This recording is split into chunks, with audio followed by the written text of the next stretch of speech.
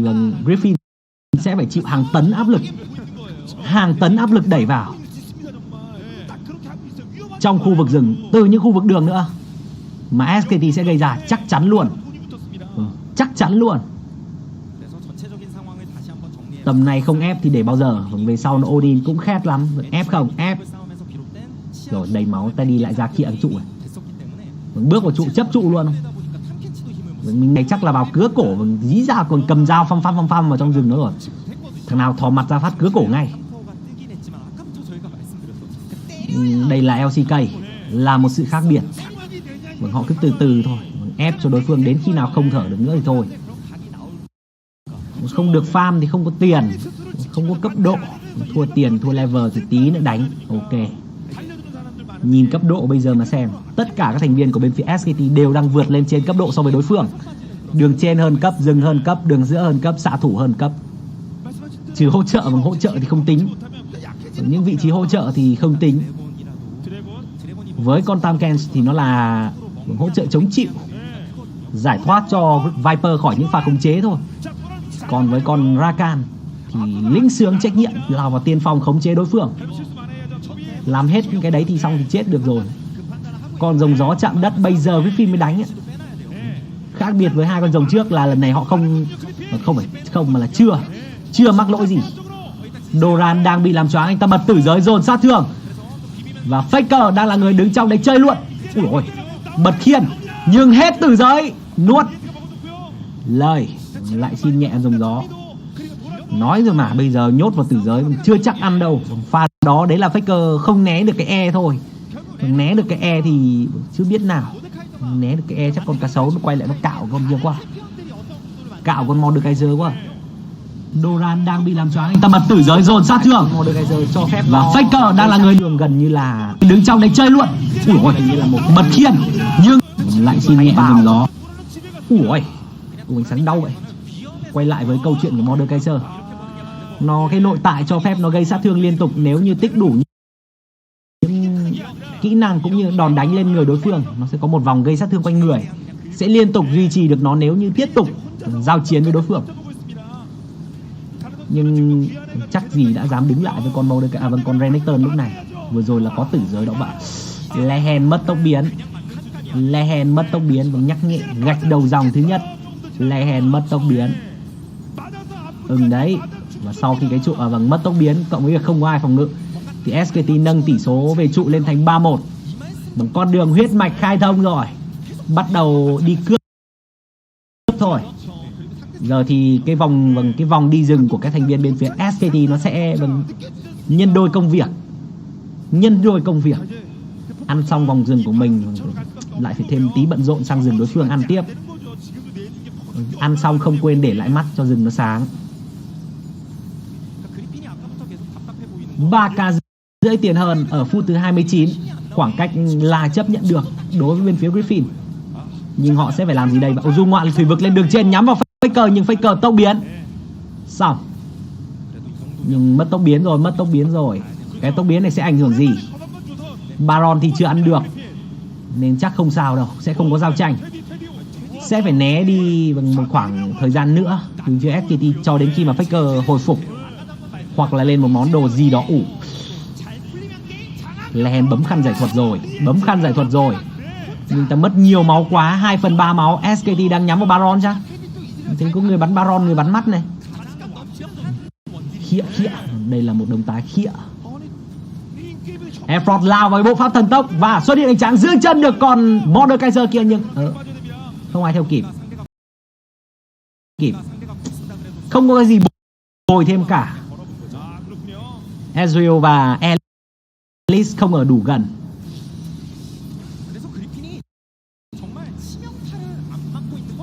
Mọi thứ sẽ bình yên. Cứa cổ, vừa nhắc đến chuyện bình yên phát khăn định cứa cổ Doran đang bật tử giới, anh ta đang ở rìa. Tất nhiên là ở trong trụ, phải đứng với phía trụ, nhưng hết tử giới thì mất luôn tốc biến. Nhưng Khan lao theo với tốc biến với sát chiêu nào nãy cắt cổ nhẹ nhàng. Thêm một mạng và một trụ nữa cho SKT. Cứ từng tí một lợi thế được bên phía SKT triển khai.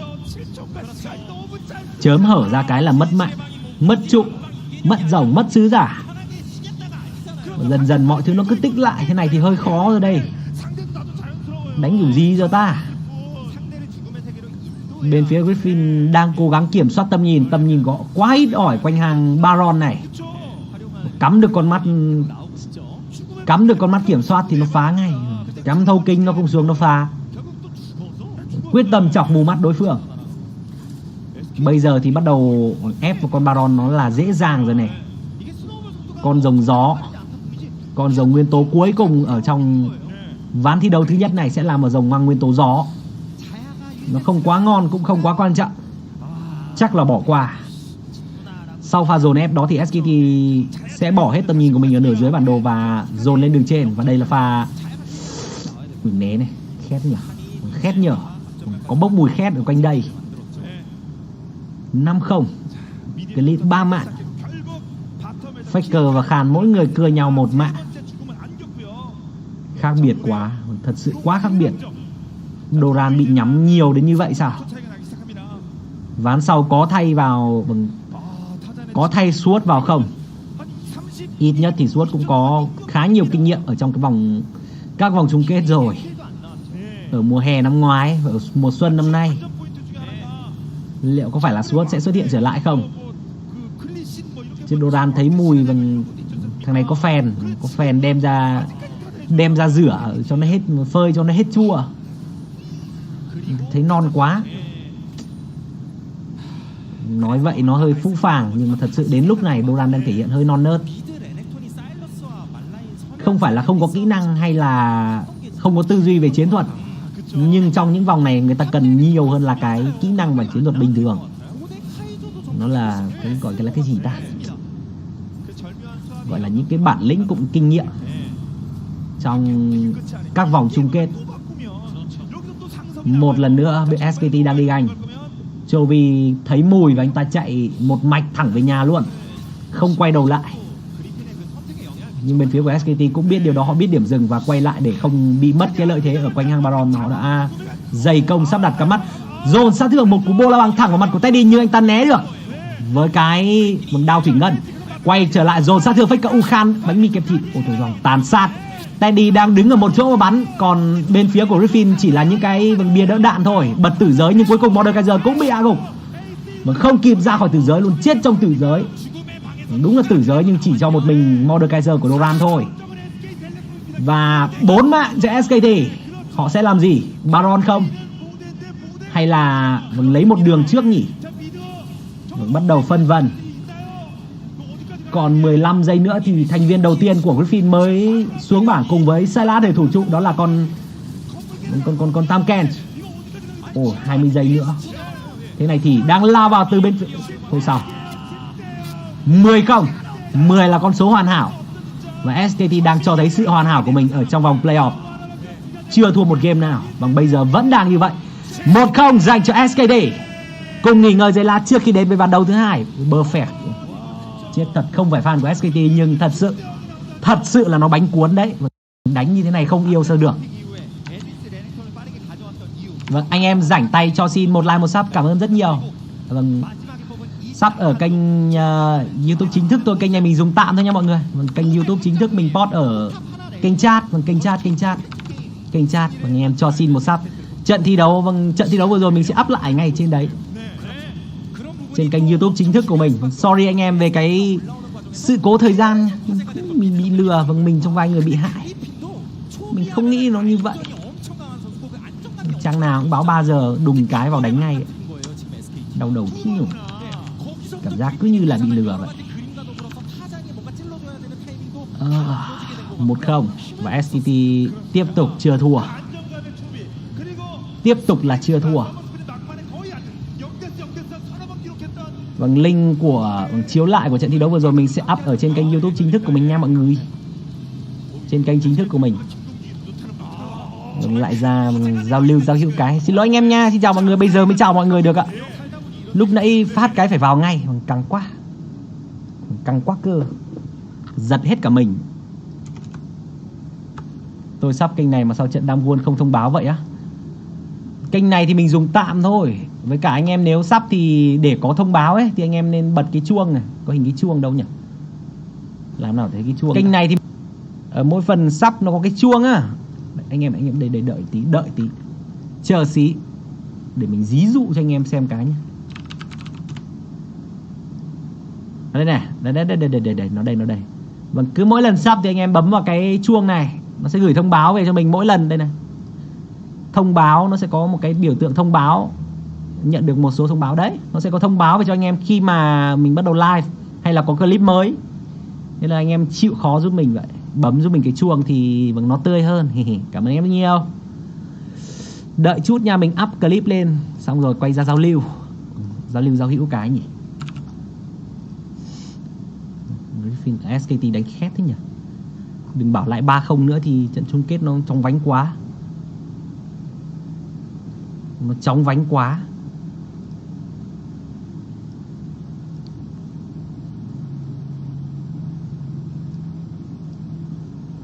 May mà vẫn vào kịp xem 10 phút cuối. Vâng, anh em phải xem đầy đủ cả trận thì mới thấy được hết những gì mà SKT đã làm. Nó khác biệt quá. 3 giờ mới đánh cơ mà bị lừa. Bị ngu à bạn? What the hell?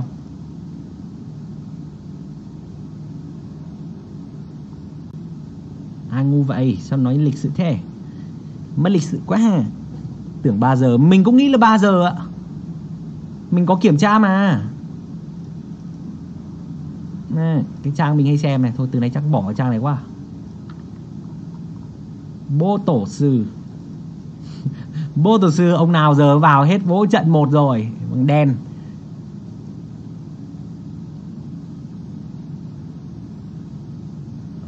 Bảo bú view á. Bình luận công bằng. Mình sẽ cố gắng công bằng. Nhưng thật sự là SKT đang làm cho mình hơi bị phấn khích quá. Xin lỗi mọi người, mong mọi người thông cảm. Mình bị phấn khích ấy. Mình không phải fan của SKT. Anh em xem lâu chắc hiểu mình không phải fan của SKT. Nhưng bị phấn khích ấy. Tưởng 3 giờ, mình cũng tưởng 3 giờ ạ. Mình check lại rồi. Sorry anh em nhé. Vâng, rảnh tay anh em cho mình xin thêm sub nữa vào cái... Xin thêm được sub nữa vào kênh YouTube chính thức của mình thì mình cảm ơn rất nhiều. Đây.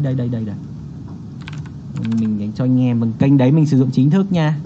Anh em nào xem lâu thì chắc là mình kênh đấy, kênh này thì cũng biết là tại sao mình không sử dụng kênh này, vì nó đang bị treo niêu. Treo niêu. Đây, cảnh cáo vi phạm. Cảnh cáo bản quyền còn hiệu lực. Lý do vi phạm bản quyền người xóa Riot Game. Riot xóa luôn ạ. Căng thẳng thế nhở. Làm gì mà khó khăn với nhau quá vậy. Chỉ là đi buôn lậu tí thôi mà. 15 giờ Hàn Quốc không. Cái này nó đưa giờ Việt Nam. Đây này, các trận trước thì đúng, mình thấy đúng. Mình hay xem ở cái trang này. Nhưng mà chắc từ nay phải từ bỏ quá. Mấy trận trước đúng là 15 giờ thật. Giờ cũng 15 giờ thì đánh xong trận rồi. Chia buồn với anh em. Xin lỗi anh em luôn. Mình cũng không biết. Mình trong vai người bị hại thôi mà. Mình cũng nghĩ là chắc là phải cái lễ khai mạc này, xong rồi còn phát biểu, biết rồi còn bình luận chán bắt đầu mới vào đánh á. Ai ngờ anh em có thể tua lại từ đầu livestream mình thấy này. Mình đang ngồi xem, bất thình lình giật mình, tự dưng màn hình cấm chọn hiện ra. Mình bảo thôi quái sao tự dưng ra xếp hàng sớm thế nhở. Đùng cái vào trận luôn đây này. Từ những giây này luôn mình cứ nghĩ là phải vào ngồi nói chuyện lúc cơ, bắt đầu mới vào, nhưng không. Ezreal đam vẫn lỗi á. Thật ra không phải là đam lỗi, mà là cái việc con Ezreal nó luôn luôn vượt lên trước về thời gian, về sát thương. Nó đi kiếm được tiền, đi mút được trụ, được mạng. Nó vậy đấy.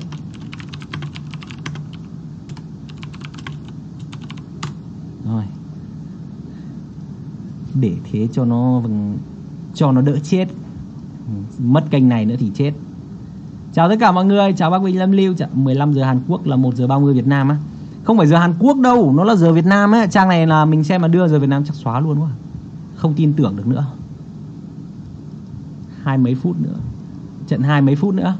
Mình nghĩ bình thường nghỉ tầm khoảng 10 phút. Nghỉ tầm khoảng 10 phút rồi quay lại. 5 phút thôi, 5 phút thôi. Không biết bình luận giữa trận như nào đây này. Đếm rồi này. Next game 1 phút nữa. Anh em cứ ngồi đấy thôi. Thật ra ấy, con Ezreal nó tính chất nó khác biệt so với những con AD khác, là vì nó có khả năng cấu rỉa này, và lên trang bị nhanh, cũng như là dùng đạo trích thì lên đồ lên tiền nhanh. Đó, nhưng mà khi mà như thế thì phải chấp nhận mất cái sát thương trong giai đoạn về sau. Đến được tầm bên phía xạ thủ đối phương có 3 đồ với 4 đồ ấy, là sát thương nó sẽ bắt đầu vượt lên trên con Ezreal rồi. Chấp nhận thôi.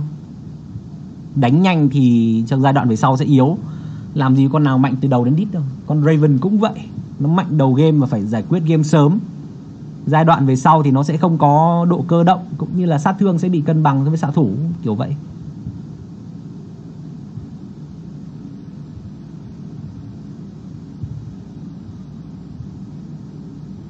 Kiểu gì nói 3-0 thì chán. Vâng, anh em ở đây ai cũng fan của 5 ván. Không phải mình nói là trận đấu chán, hay là Griffin chán, hay là SKT chán. Nhưng mình muốn xem nhiều hơn, mình muốn xem những màn trình diễn đỉnh cao hơn. Vì thế nên mình mới nói là nó chán. 3 trận nó hơi buồn. Mình muốn xem nhiều hơn. Mọi người vẫn thấy mình hay ca thán, kiểu than thở cát solo nó mệt, nó đau họng rồi, nó này nọ lọ chai, nó thái bình thái lọ. Nhưng mà không phải, có những lúc như thế thật. Vì trận đấu nó chán, vì những người chơi, những pha thể hiện nó không được đẹp mắt, không được mỹ mãn. Nhưng đây là những màn trình diễn đỉnh cao, mình muốn xem nhiều hơn nữa. Đấy là lý do của mình, chứ không phải là chán cái đấy. Vì muốn xem nhiều hơn nhưng nó lại hơi kiểu nó gần lên đến đỉnh thì bị đứt xích ấy. Nghe nó hơi gì và này nọ, nhưng mà nó là sự thật anh em ạ. Úi rồi. Vâng, 3-0 được rồi, vào gần 20 chai. Thôi đừng, 20 chai sở tinh tính ra là cũng khoảng chỗ nào là 10.000 đi cho đồng giá. 20 chai là cũng phải 200.000 đấy. Thôi đừng chơi thế. Chơi 20 chai sở tinh uống nhiều không tốt đâu, tiểu đường ấy. Phản đối nhá. 5 trận nó gay cấn hơn, đúng rồi. SKT thì các fan của SKT vẫn thích. Nhưng vẫn là những trận đấu đẹp, và nó là màn trình diễn đỉnh cao thôi. Nhưng mà mình thích 5 ván hơn là 3 ván. Úi, Mina làm sao? Úi. Không để full màn hình. Úi, khan luôn ạ. Làm gì ấy? Africa Sandbox Damwon. And then Uầy, vãi nồi ạ. Làm chai lờ như kiểu đi sát thủ ấy. Sát thủ đi kiểu mọi người có xem Death Note không? Điền tên ấy. Vãi nồi. Africa này 3-0, Sandbox 3-0. Uầy, chai lờ nghe ông trùm vậy.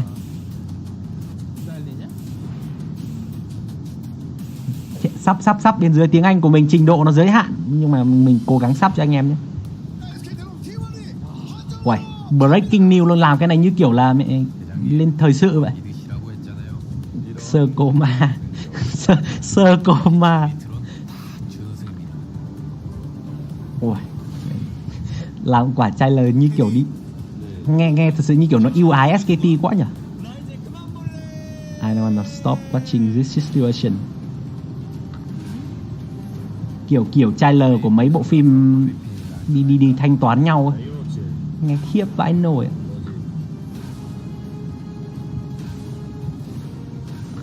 Xong game rồi à? Vừa đi cắt xong quả tóc. Sorry bro, game 1 kết thúc rồi. Clip giờ đánh hay nhất LCK à? Mình vẫn chọn Clip. Nếu để, tức là xuất sắc nhất thì có MVP rồi. MVP của vòng bảng là Can Nhiệt. Ui, đội quả tóc nhìn chán thế. Tóc xù ạ.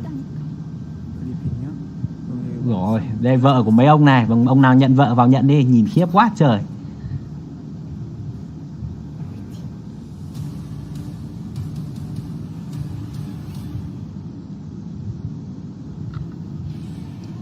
Ồ. Không biết có bình luận giữa không? Nếu có bình luận giữa thì nghỉ hơi lâu á. Nhà bao việc đánh về rồi còn cho lợn ăn. Thôi, vừa cho lợn ăn vừa xem được mà. Đây. Rồi, quay trở lại với hình ảnh Thương Nhật. Không phải tóc xù. Crazy với Haru vô. Ông bị điên không vậy? Khác biệt đó. Điên là mà cho Crazy với Haru vô lúc này. Cái gì đang tốt thì cứ để im nó đấy. Vâng, đây là trận chung kết chứ không phải là đi đánh bet kèo tiền máy tiền nước mà. Vâng, đánh thắng cho dự bị vào cho nó cảm nhận không khí đâu. Vâng bết, vâng cả dãy, vâng bết kiểu tiền máy với lại tiền nước thì ok. Vâng cho dự bị vào được, nhưng đây là chung kết cả mùa đấy ạ. Bị ban chat là sao? Mình có bị ban chat, mình có ban chat ai đâu, nãy giờ chưa ban ai nha. MetLife. Ở đây là MetLife và Captain Jack. Đây là Captain Jack, mọi người có biết thì Captain Jack cũng từng thi đấu tại LCK. Khá đội đấy, mình nhớ lần cuối cùng anh ta thi đấu là ở Gine thì phải. Gine.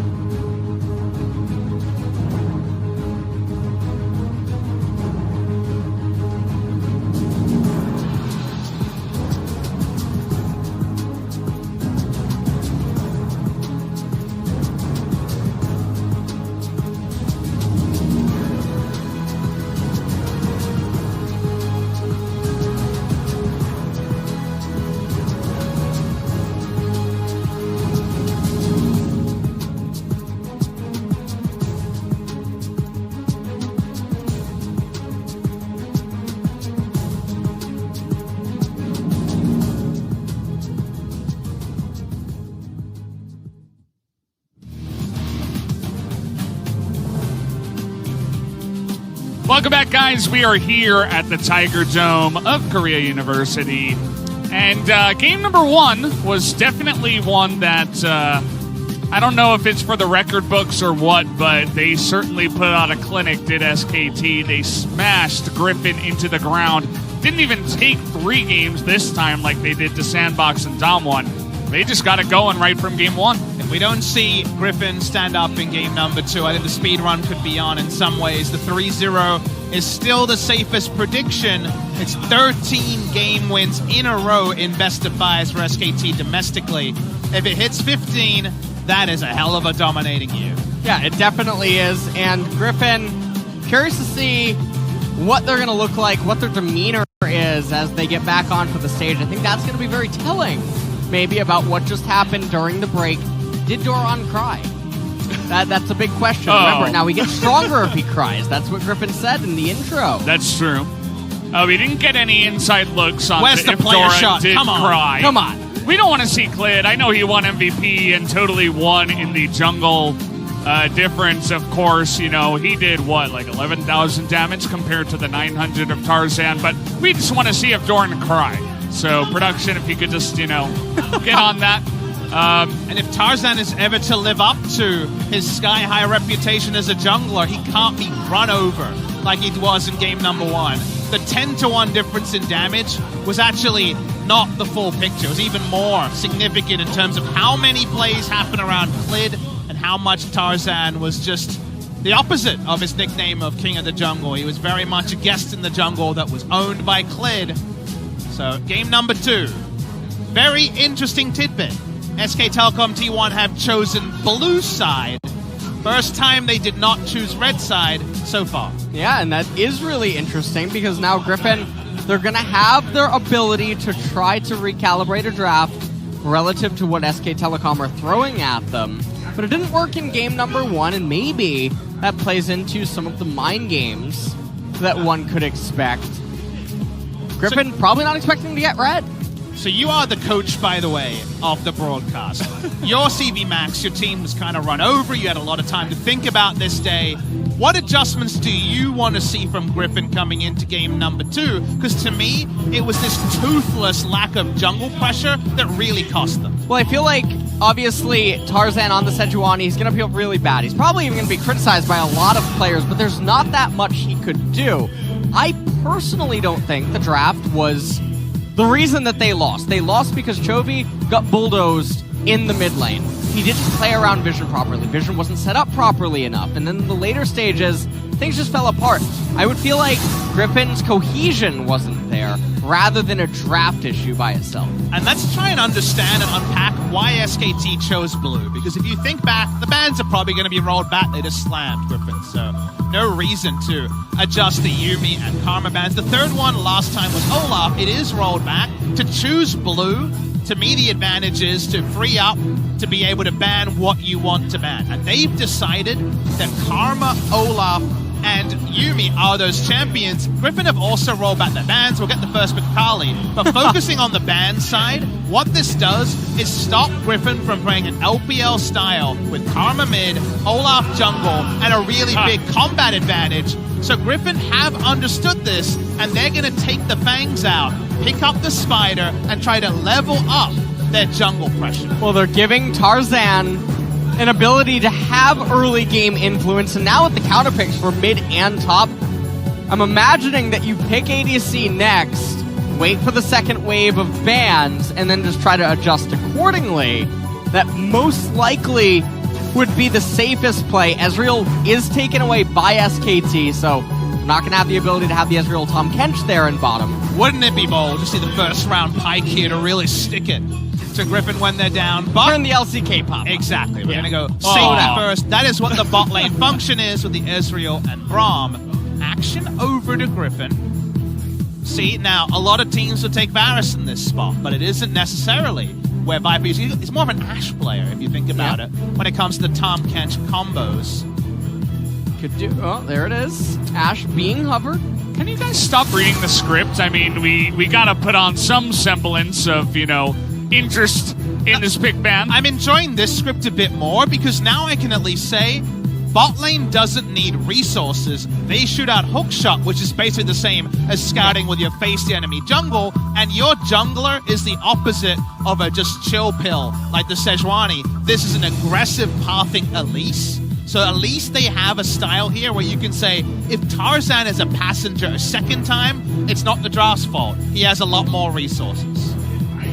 So guys, we do have a slight pause here. If you're wondering why we did hop out of pick ban, it looks like it's a mic issue, so it shouldn't take too long to fix. I mean, at most that'll be just replacing a headset and getting right back into it. So don't go away for too long. We should be right back into the action in just a moment.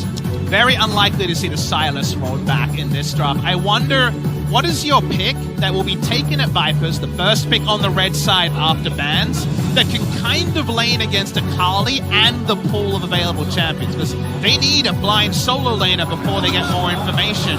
Are you just taking GP and being willing to flex it between mid and top? Well, are they just going to try to go for the Renekton and then ban out Khan's champions? And then they have the Elise Renekton going for them. And then you give Chovy the counter pick, and Chovy's definitely able to even play Renekton himself, so SK Telecom, they have to consider that for themselves. Gangplank is interesting because it can go up against the Akali. And so we'll have to see how Griffin want to choose their bans. I feel like it's going to be very indicative of what their champion will be out the gate for the fourth pick. Now, Chovy's played one competitive game of Renekton. I take your point, obviously a champion whose like mechanical ceiling is a little bit lower.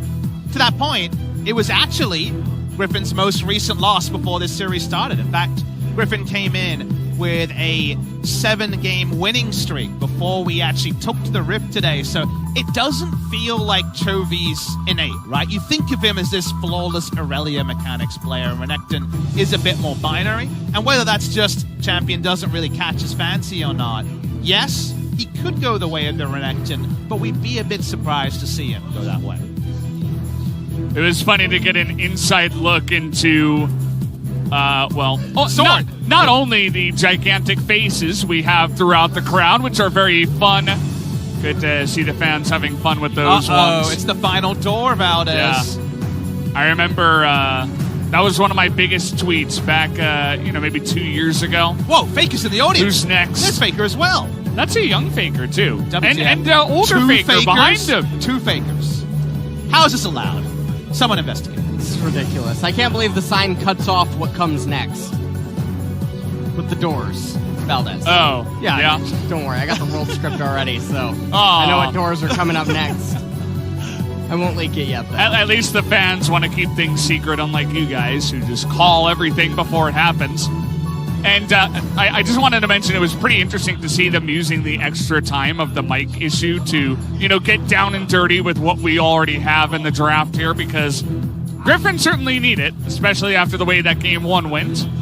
They didn't have any new cards in game number 1. And remember, they've been watching on from the sides for a long time, and they bring back the Mordekaiser last pick that they've already shown multiple times.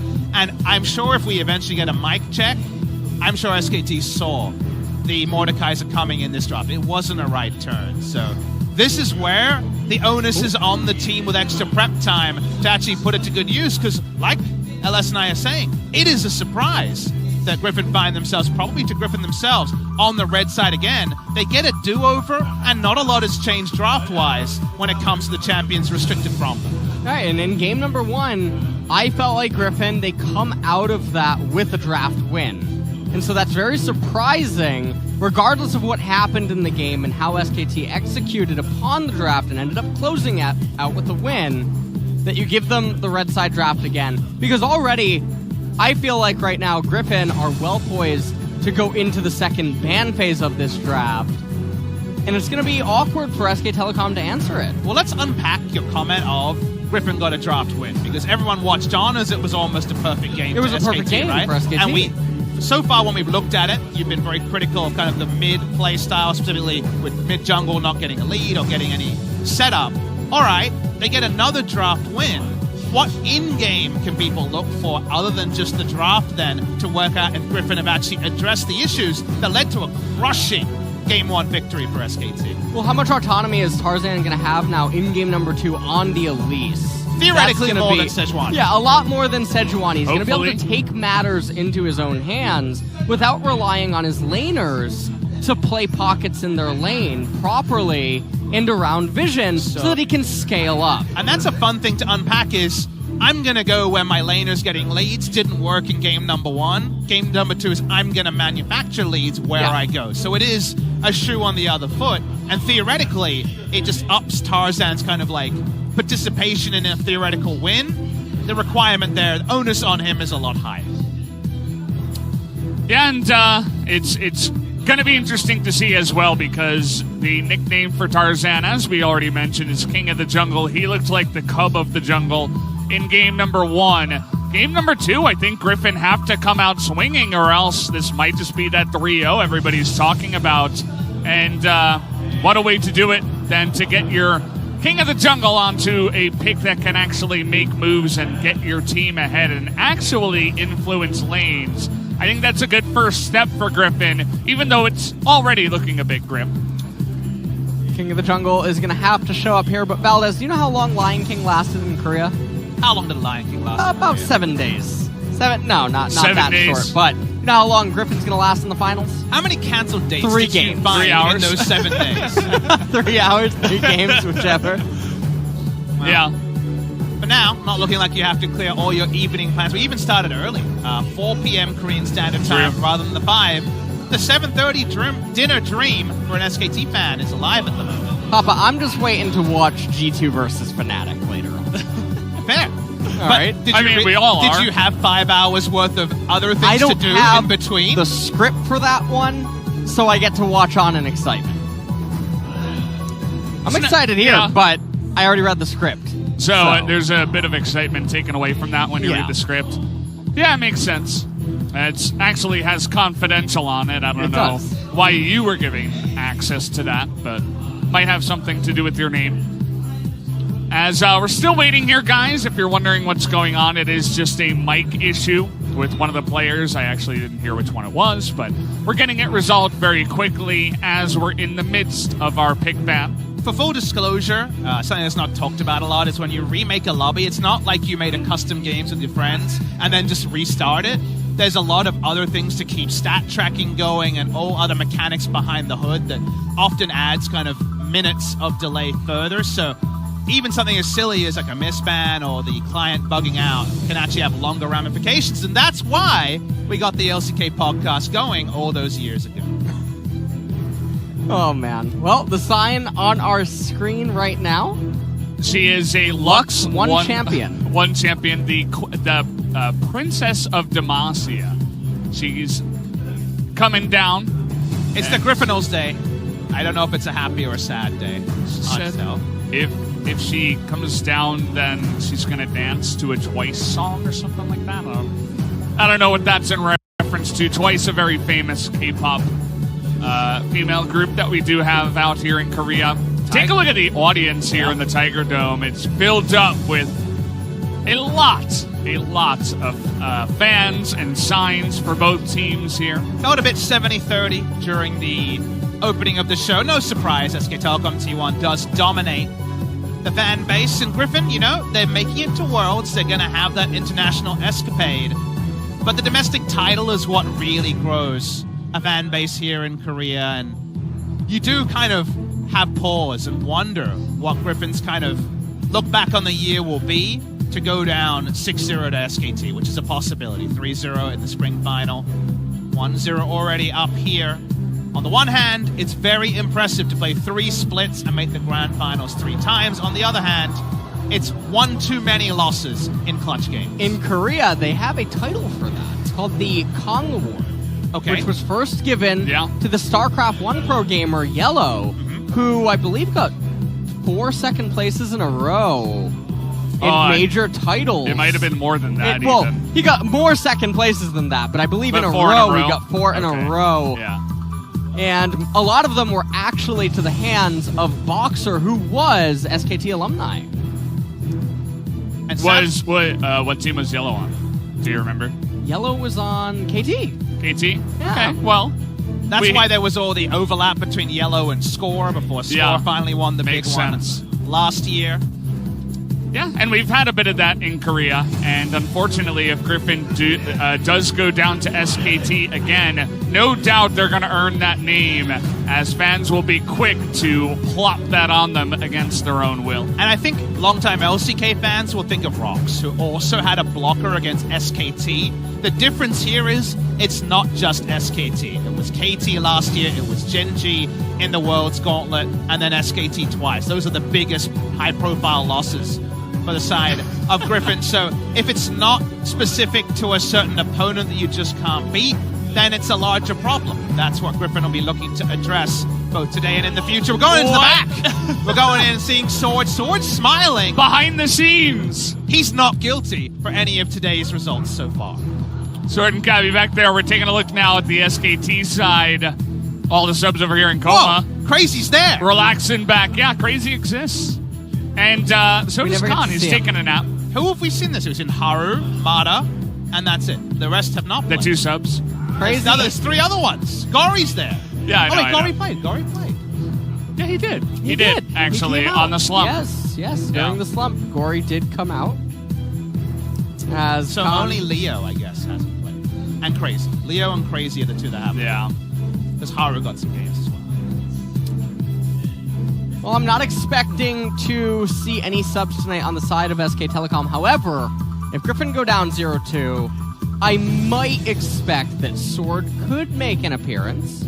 I understand the logic, and he is that stabilizing older voice. He is the team or squad captain, I guess we should call him, but they put so much effort into retraining what Griffin would be with a top lane carry player that just plugging and playing and having him play Doran style would probably be an inferior tool, just like if Doran came in and was playing Scion Urgot. So I have to assume Griffin will stick with this roster as well, but at some point you just throw all your toys out of the pram and you just try something. So we don't know if we're at that point just yet. Still unclear as to when we'll be back into pick and back. Oh, we got a little sneak peek there at Effort's screen. He was in the lobby, but they did not start the pick ban just yet. So a bit more waiting to go here, guys. Hold on to your seats. I don't think it should take that long, but well, you never know with some of these pauses. We could get into a bit of an LCK podcast if it does get into this for too long. But I pulled up Twitter, and ESPN writer Fionn said, "Yo, LS, Yellow co-founder Kongdu, guess who is partners in Griffin? Kongdu. Stop leaking the script." Come on, leak script. Not trying. Oh, man. Well, at this point, if you just live your life a certain way, you're just a scream. That says, Clid, you smited my heart. Oh, that's pretty good when it comes to League of Legends. Kind of, that's a cool sign. Yeah, I got the world script as well. Well, one of the winners of it is playing here tonight. Not going to say more than that. Must be Griffin. What? Am I casting the final again? Oh no! All right. Well, the headsets are going on, guys, so I think that means we should be getting back into pick ban, and it shouldn't take all too long. We have a lot of these giant flags for the side of SKT. I feel like Griffin have to up their game and get some flags going and flowing in the wind. You know, I'd settle for some League of Legends flowing in game number 2. Yeah, you know, that's I wouldn't mind that. When we're talking about almost perfect game number 1s, then yeah, there's a lot of scope to level up. Yeah. Chibi Chovy on the right. Says Light Sangyuk, just using the word for light instead of his actual last name. That's Baker, for you guys who are not familiar. He is the light in the darkness, perhaps, and he certainly has been for the playoffs. As very exuberant fan on the left here. I think he was trying to make like a glasses shifting, I don't know, reference to Viper, of course, which was written in big letters. I read that part. And the SKT you guys got that part? Yeah. Yep. I'm glad we're all on the same page here. At least about what we're talking about. The Teddy page reads Ezreal, even though it's patch 9.16. Yeah, Yeah, that was interesting to have him pick that in game number 1 and be such a dominant force after a relatively laid-back bottom lane. I mean, they almost got ganked that one time, but other than that, I mean, they were just farming, and Teddy still looked pretty dominant on the Ezreal. There's a giant Mata head sign. Don't suspect that we'll be seeing any of him here today. He is brought by SKT to act as the kryptonite against Griffin. Have not overcome Mata in those grand finals consecutively. Not playing so far. Though, couple of games in the second round robin, but Effort has been preferred as the starter. I wonder what it means for Worlds. You would assume that Mata would come in the squad and that Effort would still be the starter, but there's still a long way to go till the World Championship kicks off. As it's not so far to go. Number 2 pick ban gets All back right. going. Here we go, guys. Sorry for the wait. Wait, where did those bans go? The bands, we're doing them again. Okay. You know what? You need to just calm down there, Valdez. All right. Easy Okay. for you to say when you already saw this was going to happen. I already know what the next 4 I'm bans just, are. I'm just seeing what's going on the screen here. It's all a surprise to me as we go, but I suppose not to you. As we've zoomed out again, I didn't actually hear what the problem was. I believe it was a false start, and we're doing it again. False start, okay. Step back, is this where we get the zoom in again? Or are we just looking at the trophy? We're just looking at the trophy. The trophy is really cool. It's very How do you feel different about it? from a conventional... Well, the OGN Spo TV era trophy was very much standard trophy, whereas this one's got the... it looks like almost like an optical illusion. Like, it feels like something that's animated when you see it in real life. He's dreaming of Singed. I'm dreaming of Lahen Singe, too. Game 5?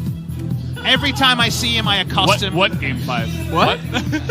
Wait, oh, you mean... Wait, I'm sorry, I was dreaming too. If you think about it, this is Game 5 of SKT versus Griffin in Best of 5 finals this year. There you go. It's the time, We got baby. the best of 5 that we were all looking for. God Chovy. Yeah. Very nice. And that's Lahen's in the stars. To be clear, I'd take good Chovy for game number 2. God Okay. Chovy can wait out a while. Even just all right Chovy. Yeah, It's not possible bad. Chovy. You know? Alive Chovy.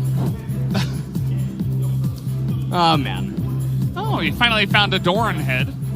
Saw that out there. That's Small not an little item. one. Yeah. Yeah, the Doran's head. Yeah, it's not an item. Maybe No. that's a little bit too violent. Yeah, for you gotta the, get with the times. Yeah. I mean, Khan said Doran's sword, which was a nice reference to Doran's blade. There's no Doran's sword just yet. There's actually a reference to that final 2 years ago in the Longzhu vs SKT Trash Talk.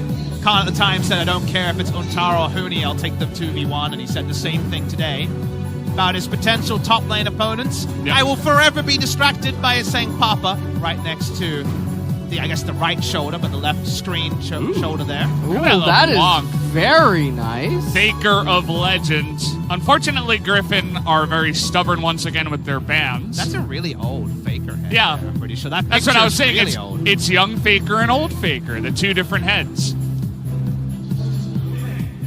The fan is excited to be on camera. Viper's wearing a bandana here in this shot. Do you reckon Viper could pull off a bandana? Yeah, No.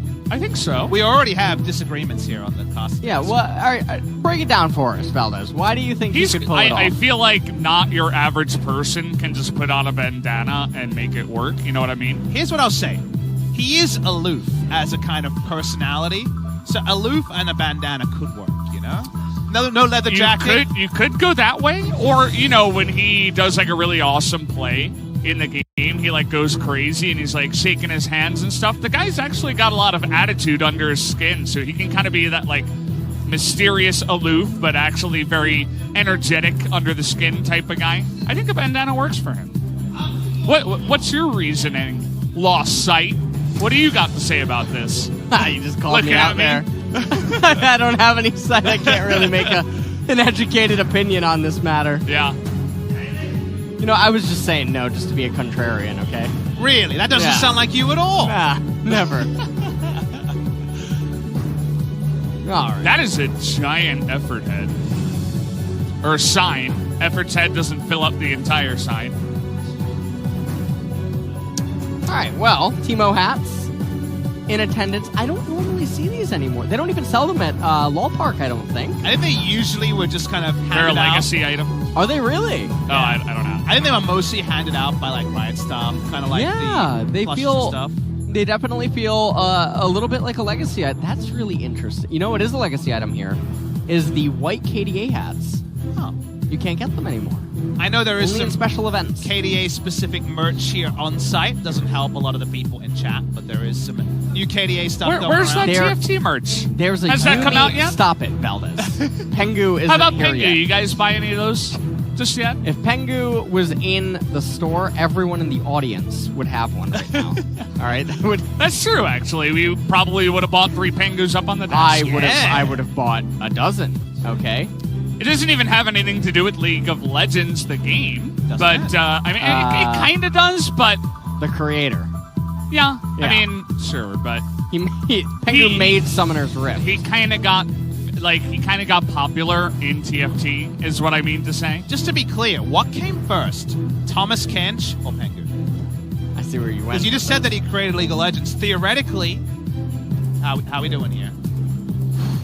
Follow the money. It goes to Riot Games. I do then believe to Pengu Papa did Smithy. come first. Yes. Well, this is the longest mic issue we've had. I don't. I'm getting a little bit, taking a trip back to the past at SPO right now. Oh boy. The good old days. SPA's TV. Boss TV, yeah. The toilet issue. Oh yeah. I actually worked with both of you at SPO. You did. You did. Yeah, And not consecutively, because you had good old Crumbs in the middle that's of that. true. I did LS and then Crumbs and then Papa for a year.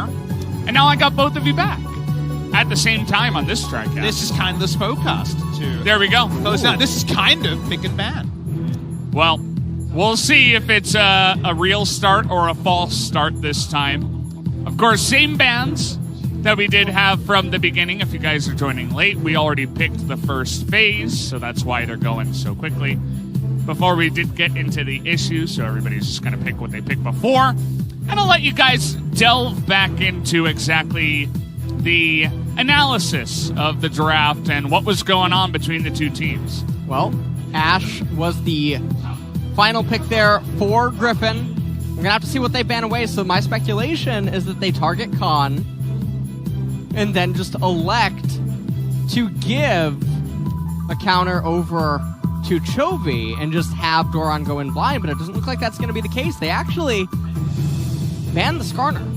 Well, our hypothesis was, when we predicted the Ash pick, that the least priority going up was to allow Tarzan to be the person that created the action. That was definitely cleared our MVP of game number 1. So you got to blind something to set up that all-important last pick advantage here for Griffin. Or you could come up with this potential mid-lane champion that can address Akali, but also be flexible. We already talked about how Faker in solo queue has been liking the mid-lane GP against Akali, but we had Akali top lane in game number 1, so a lot more questions than answers as we roll into which of the blind solo laners we'll get from Griffin. Now, Jace would be one that has been piloted in both lanes and could be considered. It feels more like a mid lane pick recently.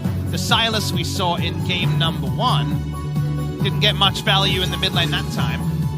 Silas will be locked in. And so now this means that Doran, yet again, he's going to be given a counter pick matchup, most likely.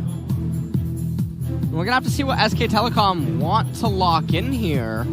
And this is a really awkward team composition out of Griffin, I do have to say. They have a neutralizing bot lane inside of the Ashe Tom Kent. They have a Sylas packed with an Elise. What type of hyper carry or just other primary carry are they trying to find here as SKT? We're bringing out the Glacials. I'd love to see Sejuani Aurelia here and have Aurelia Akali flex and Sejuani to add pressure there, because then you don't have any extra information to get that correct counter pick at the end. Something flexible here would give Griffin so little info about what lane assignments to anticipate.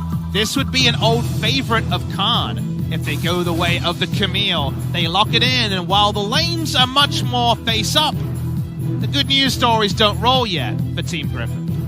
Yeah, and I mean, it's not 100%, although it is kind of like 90-95% that Khan is going to be piloting that, but I wouldn't even be surprised if Faker wanted to throw it into the mid lane. We did see that a bit with Sejuani in the jungle, and we talked about counterpick. We do have the Gangplank coming in here as the last pick for Doran. Now, compared to the Aurelia, while the Camille is flexible, like you talk about in the earlier weeks, that Showmaker on Dumb One Gaming playing mid lane Camille quite a lot.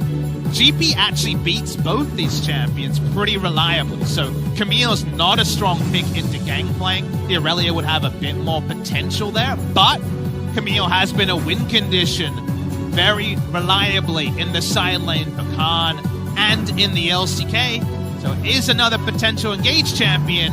SKT have a dive trio on the top side. The other thing about this is the SKT, they have a 1-3-1 if they want to try to access it. The problem is that Tahm Kench and Gangplank they're quite good at shutting that down and helping negate that helping negate that from being an option that SKT can rely upon later on in the game.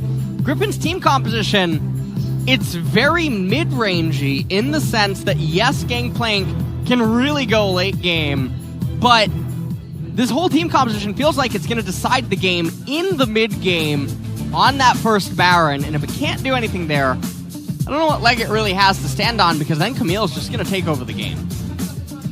Yeah, I mean, as we go later this time around, SKT do have more options in game number 2. Definitely looks very different compared to the first one, but we'll have to see if the results look any different as we hop onto the Rift for game number 2.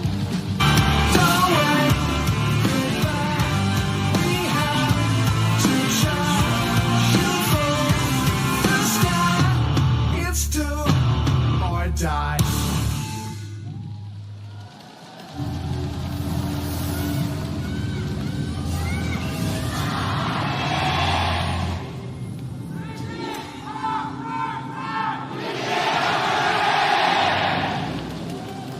The Griffin fans here super loud as we do go into game number 2. I was mentioning before how with the way game number 1 went and how dominant of a victory it was from SKT, I think if Griffin don't come out here and at least put on a close game performance and actually fight back, we could just see this go into a 3-0. So I'm expecting Griffin, after this pick ban, to really come out here and try to gain an early lead. And the big lead they got in draft compared to game number 1, when there were so many common bans in this game, was the Elise jungle versus the Sejuani jungle. So at level 1, the question is, can Griffin hide where Elise is starting and Elise's opening path? Because when they get access to Hawkshot, there should be a lot of different options for Elise to target on the map.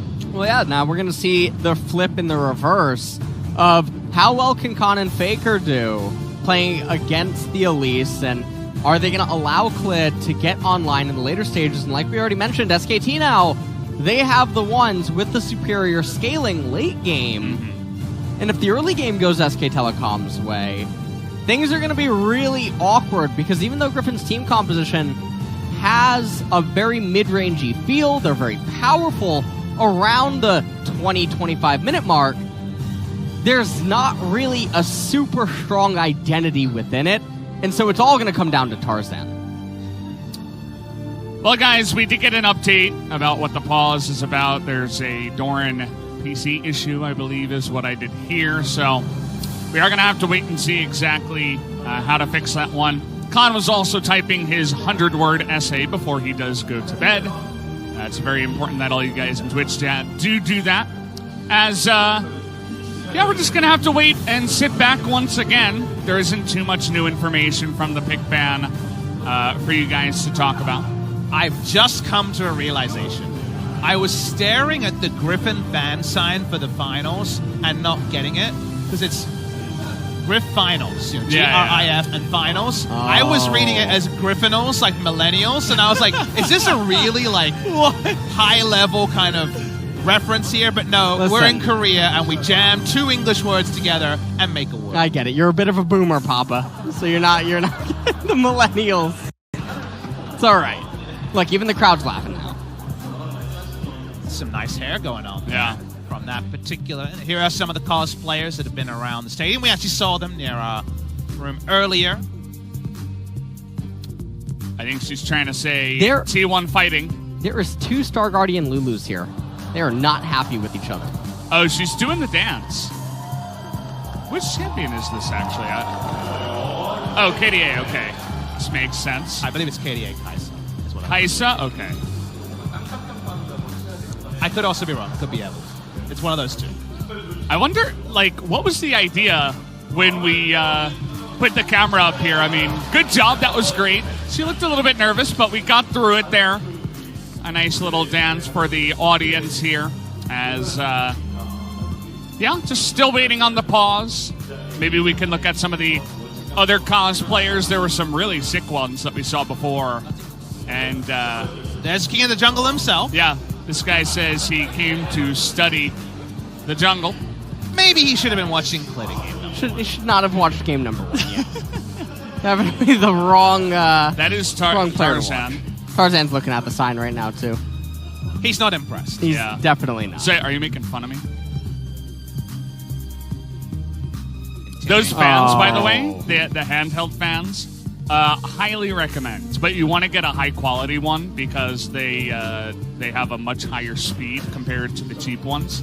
But the weather in Korea cooling down a little bit. Yeah. In recent days, so while it's still LCK summer, maybe the time of the hand fan is behind us for 2019.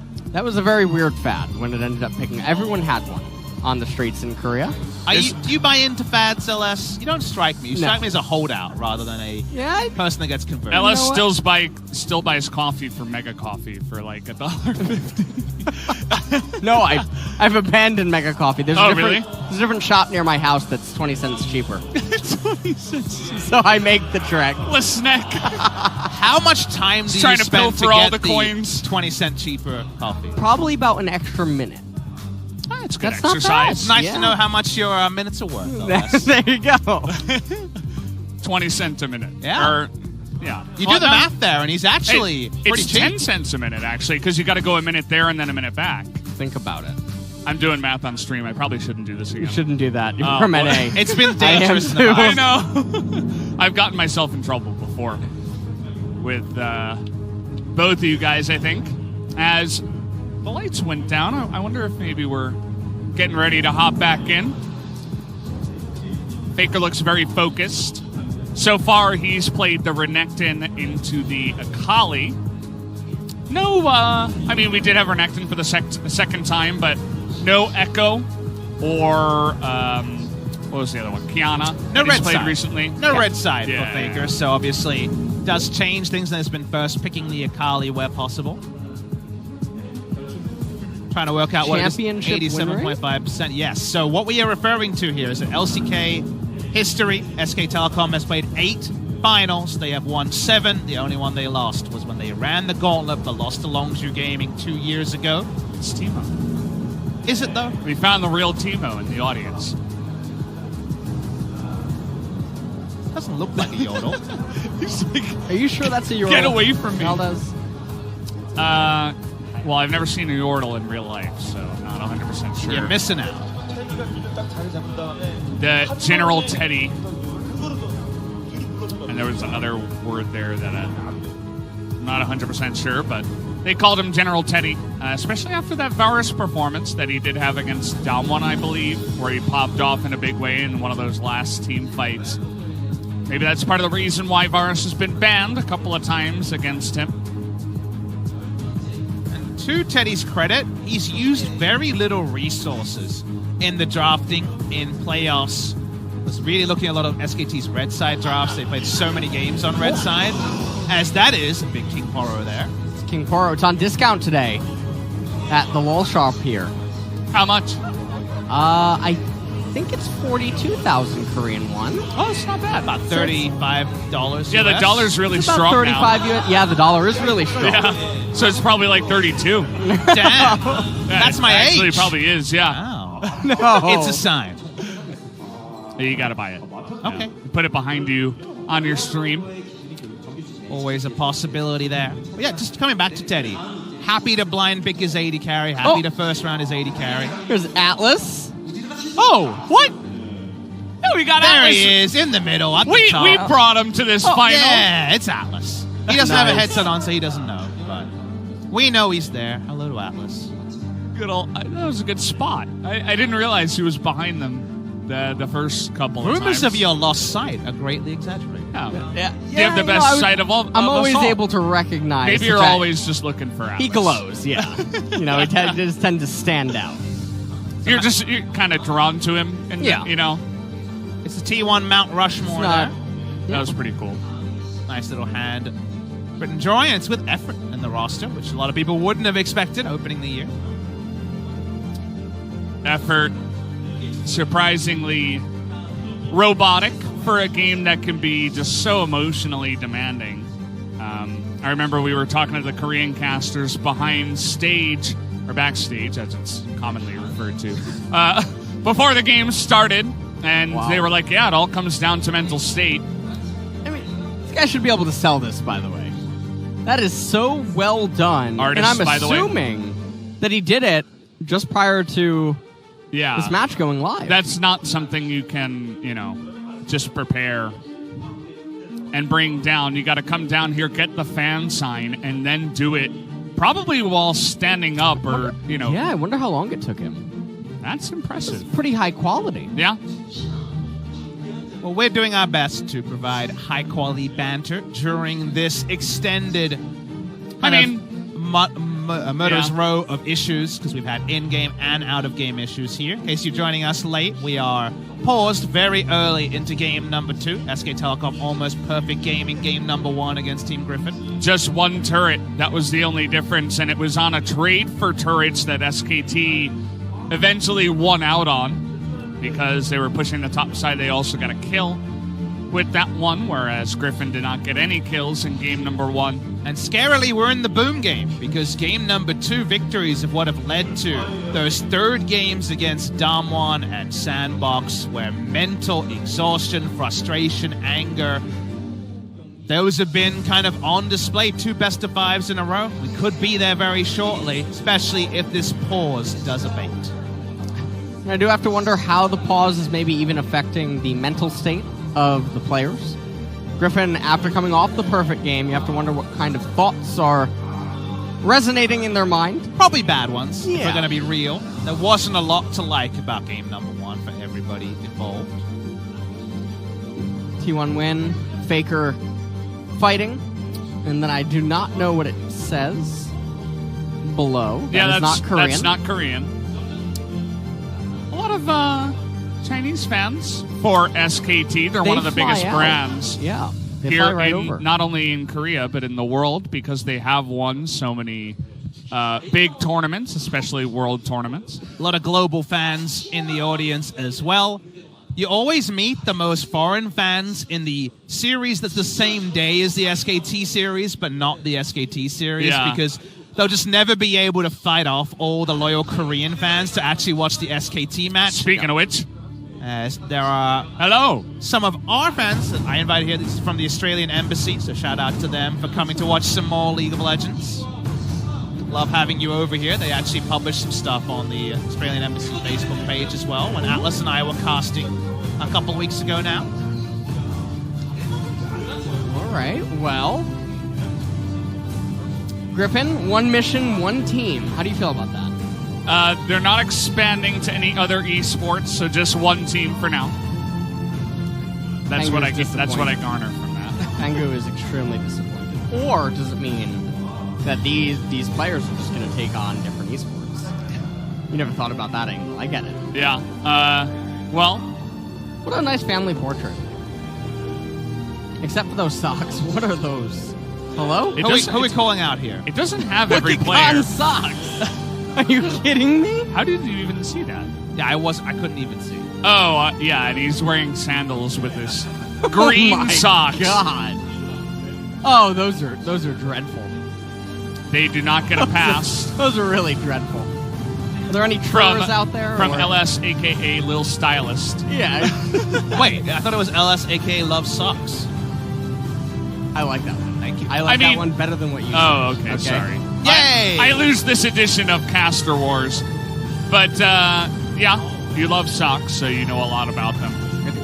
You remember that I time think that I showed that- up to the cast with 2 different type That of socks. was awful. Every time I had to look. And I was wearing shorts. Oh, Like, that was... I couldn't even hide them. And you remember the time LS was going through a bad breakup and he was LS, aka Love Sucks? That was bad. I remember that time. He was very broken up by it. And then he met Atlas. And then I met Atlas. It's and been then- true love, apart from the Lion King snafu ever since. Yeah. He really It let me ended down. happily ever after. We're going to see It Chapter 2 together. Next Oh, week. how romantic. It really is. You guys into clowns? Big fan of the clown Drake, I hear. I'm quite a big fan. Of Yeah. I've never seen any of the It movies. Yeah, me neither. Or read the book. Don't read the book. Don't read the book. Okay. Okay, just watch the movie. I'll take your advice on that one. SKT, you're going to win on my birthday, right? Well, Odds are yes. right now it's looking pretty good. Just give the guy the paper right here. Right? It's marked confidential in red biro. Calm down. Not anymore, Papa. Wait, All right? has it been redacted? Red It has Biro? That's an Australian absolutely word not. for pens. Listen, the real Well, you're reason casting with two NA. I know. It's an NA casting Kokonas. situation over You're here. here on the desk with two Kokonas. You can't say Biros and expect us to know what that means. Sorry. the real reason Kind of sounds like a food or something. that we were in a pause so long is because everyone felt bad that they knew that the script was a 3-0. So they wanted to give the fans a little bit more time inside this stadium. Well, guys, speaking of time, we're going to save a bit of time. No more pause. We're back into the game. As, once again, SKT is up 1-0. SKT did choose blue side. Man, find yourself a duo lane like Clid has found Teddy and Effort, where they just blind pick their lane first round and give you a leash. What a beautiful duo they are here. A jungler's dream. Oh. And they do know that... You got very overly that? excited Whoa. for a I few was- hitting. If you didn't know there was a huge pause, that excitement would be a bit surprising. There's a Sir Thomas Kent in the game, Papa. Come That's on. true. That's Get true. it together. You saw that tongue come out and you just couldn't hold back. I was a bit overwhelmed by it. I was- He likes what he likes. yeah, it is I mean, you know. quite large. What? What? Don't know where we're going with that one. But a lot of winning champions on the side of SKT, except for one that stands out pretty obviously in the top lane. And this matchup is a punishing one where you just kind of get shot in the face a lot. Really no interaction till much later when some items are completed.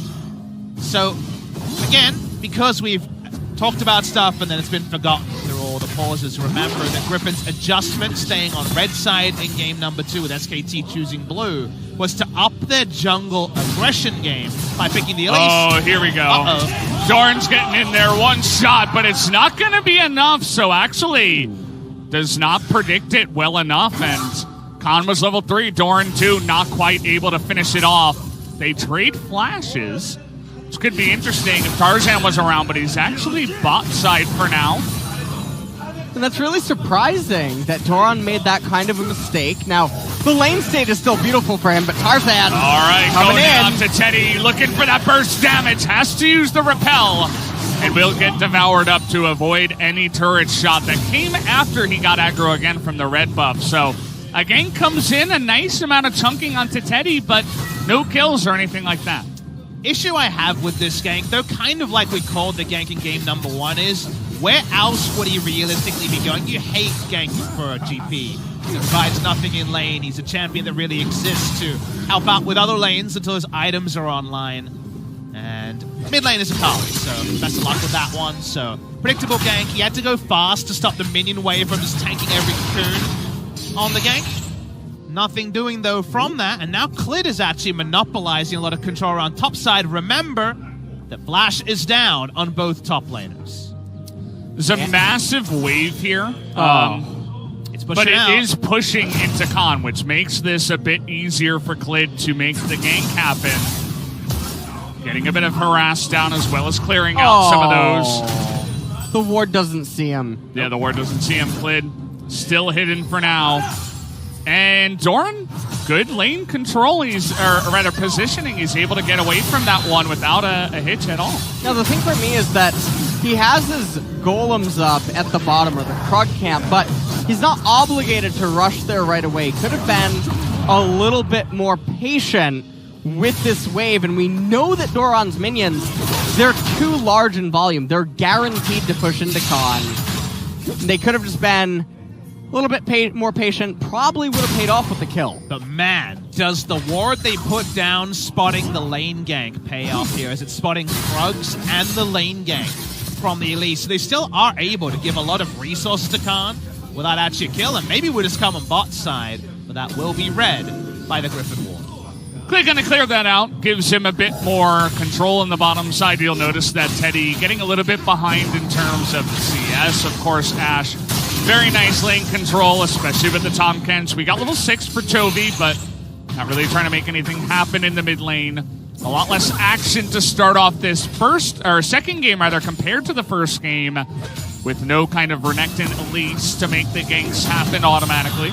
Do notice that neither of the mid laners are opting into what became the MSI meta, largely pioneered by Caps going for the Conqueror on both the Akali. And Silas is going to be the Grasp Silas once again as topside. Oh, that would have been slick if he could have slipped that one in between the minions. Doesn't quite happen though. Nice try, especially because it was pushing into Doran. But not meant to be, as he does miss the skill shot. Remember, has a CS disadvantage here, LS, so it's not like the best part of the laning phase, which is first 5-6 levels for GP, has actually yielded any real advantages. well, this is a really creative kind of gank. Clid gonna probably wait for his cooldowns, but Khan has level 6. Khan's level 6, Clid very far away from that here. Tarzan pathing to the top side.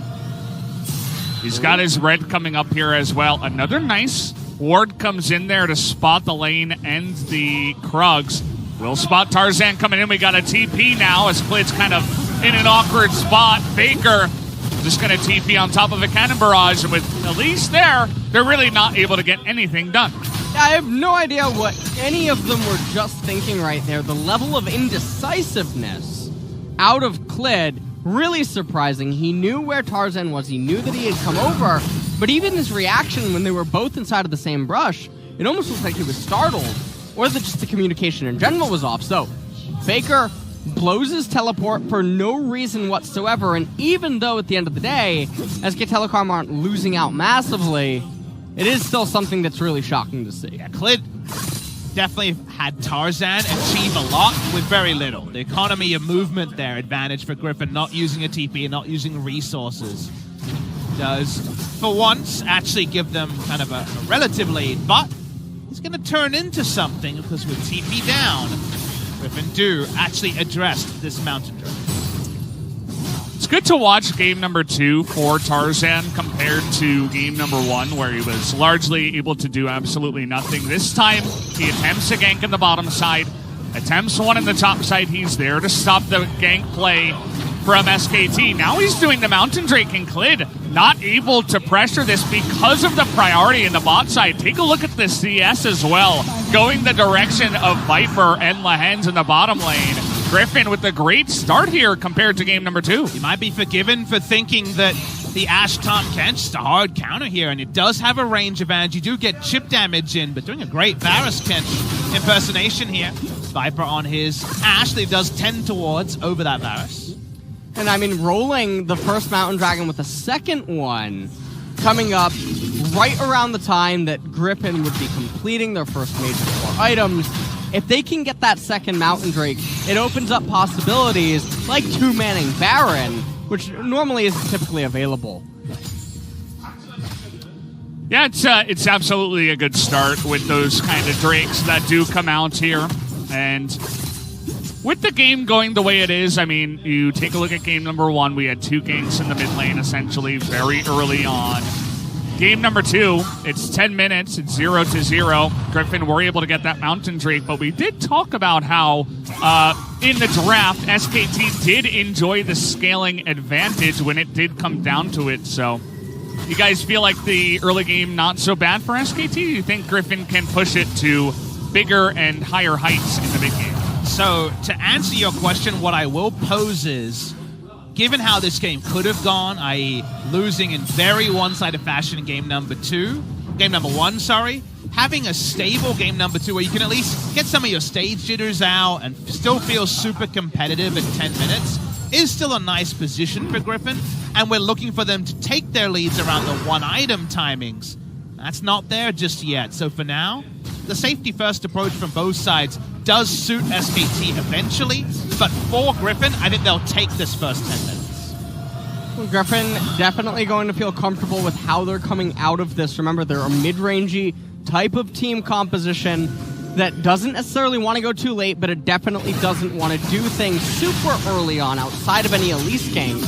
However, SKT, the Camille is doing really, really well, and she's going to be the key to victory in the later stages of the game. And that's something that Griffin has to keep in mind. They want and need to get the second mountain break. Remember that Ravenous Hydra comes in, you can really shrug off any attempted GP trades, and the all-in potential is there as well. Lane has double control war from Griffin's side. That's why Clid is trying to provide some sort of backup. Take a look at the ward that's on the blasting plant here, too. They're really covering Doran and making sure that he can't die, but a lane gank could be very interesting, especially if that Hextech ultimatum comes out first. But Clid is going to be spotted, and the flash comes in. Doran in a lot of trouble. Let's see if he can outplay this one. 2-on-1. Absolutely not. As Khan, that key to the victory you were talking about, picks up first blood. And it's a huge pickup for the Camille. It sets the tone in top lane now. And it comes at a point where now Doran, he's going to have to commit his teleport back into top lane. Khan, if he plays it right, can actually save it by getting a recall off, returning to top lane just by walking. And then he has the teleport available for the Mountain Dragon, which can be really big. Camille getting ahead and accelerating, not something Griffin want to have happen. And sometimes you read too far into some small quirks of a game and ascribe too much value to them.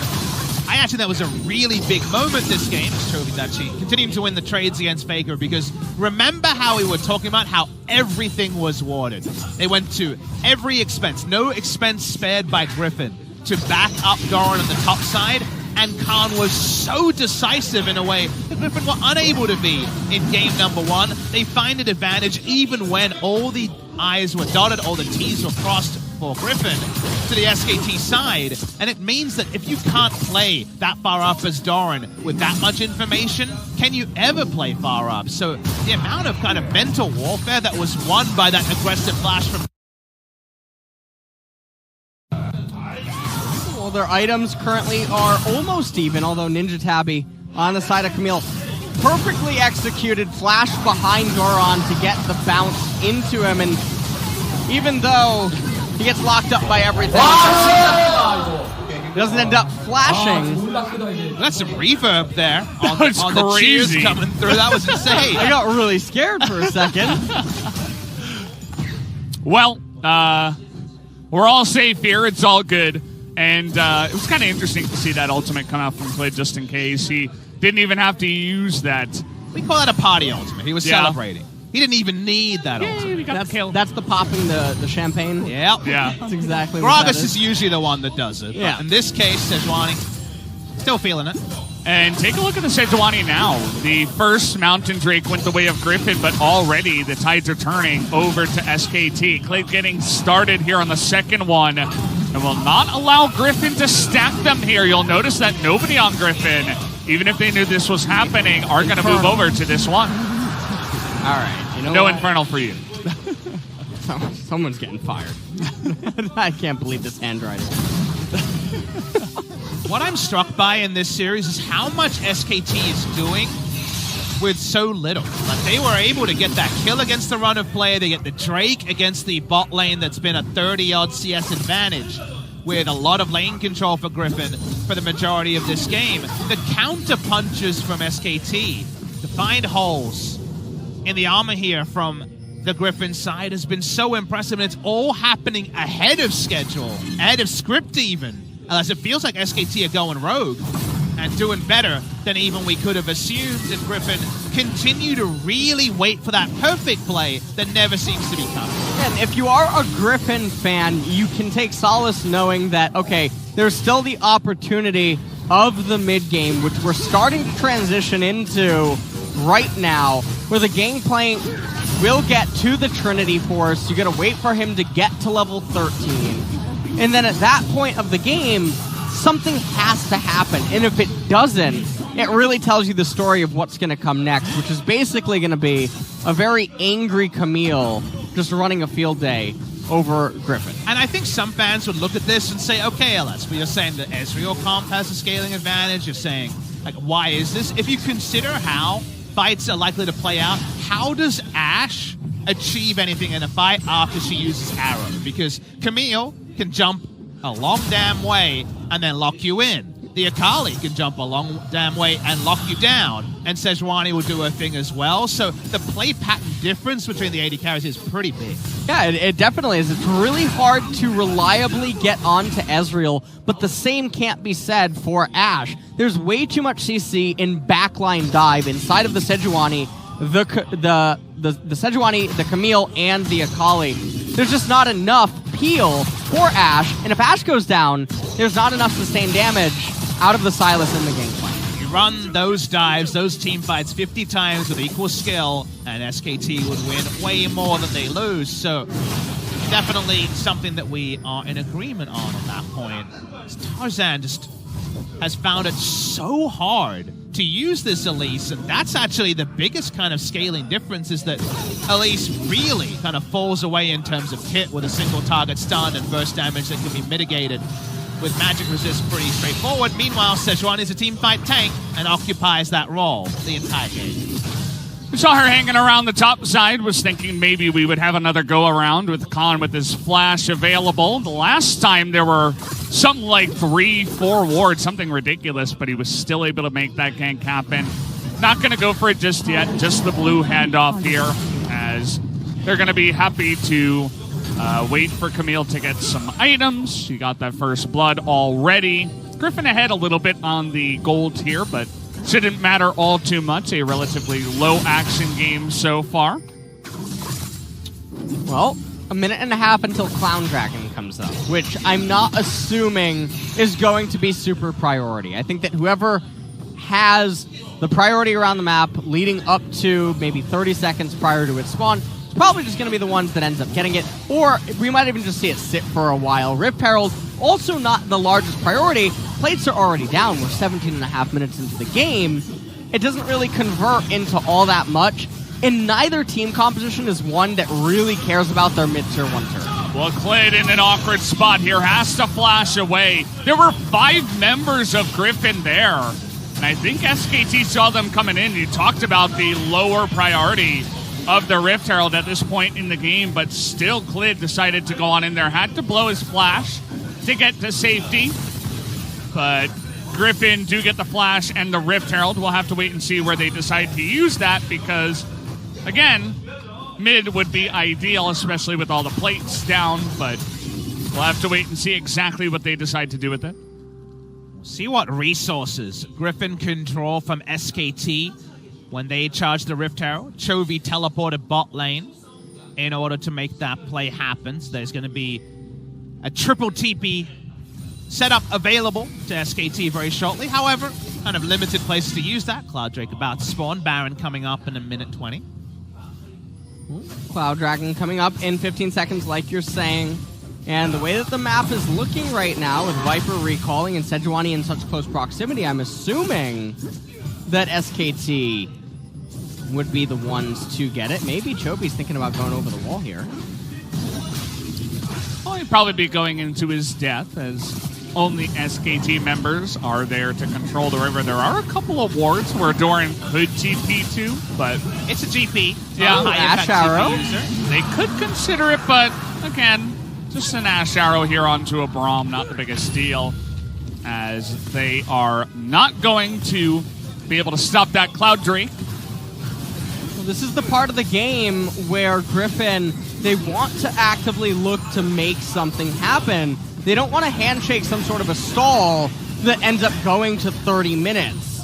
So right now, Rift Herald being spawned. Now, if you're SKT, you can look at this game in a vacuum and be like, okay, well, mid-tier 1 turret, it's not really that important.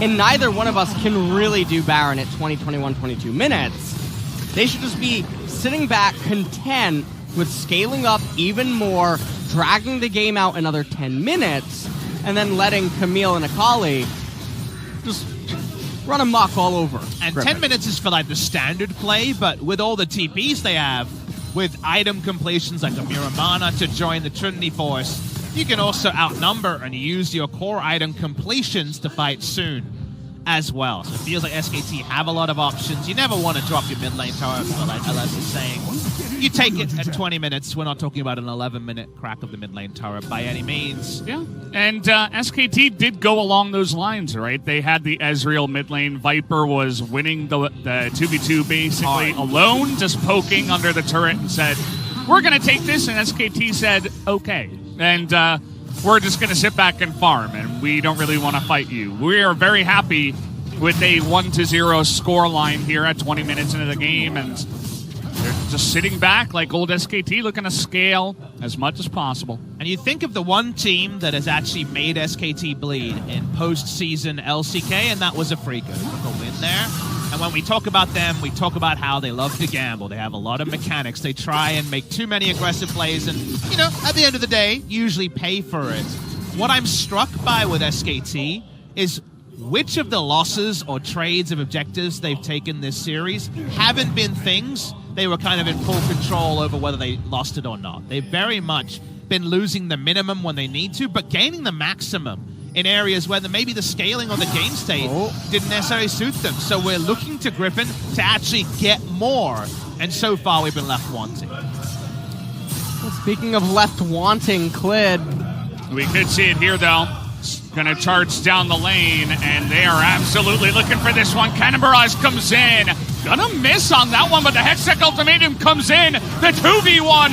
Where's the damage? Finally, it comes out as it takes a while. But either way, they do end up picking up the kill. But in that while, Griffin aren't achieving anything with their numbers advantage. It's a free send 2 members bot lane, including the Smite, and there was not even a modicum of threat or aggro or trading of objectives done by Team Griffin in that time. And all that it means is that Camille, she's going to get further and further ahead. A turret is going to go down. SK Telecom are that much closer to evening the gold score. And the gold score, it benefits Griffin right now if a 5v5 would break out, but it doesn't really matter. This game is gravitating towards that threshold of Griffin is going to lose their advantage of the mid-rangey type of team composition. Their champions are going to taper off. And eventually, Akali, Camille, they're going to become too scary for Ashe and Silas to handle, and Gangplank's just going to be left wanting. I don't want to watch this play on screen. I want to watch the minimap.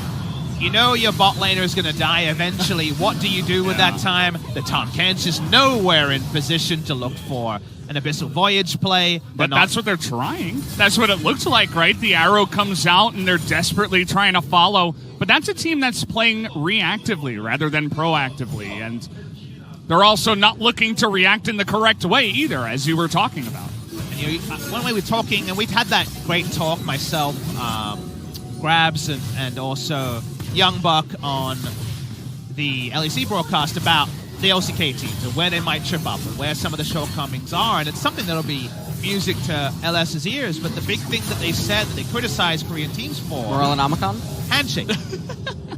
Too many times Not enough in rubber Korea, banding. one team gets a strong side of the map, the enemy team says, all right, we'll come in without vision to fight you for this objective. We don't have to. In that scenario, to get anything representing an even fight, it was going to take a lot of time. And instead, you could just be taking over the Baron vision and forcing SKT to respond to you. Instead, they first thought is, oh, we should back that up way out of position slowly. And by the time that idea was even crystallized in their head, the person was dead and they got nothing. So the first thought is not, how much can we get while the enemy team does this? The first thought is, how can we mitigate a loss?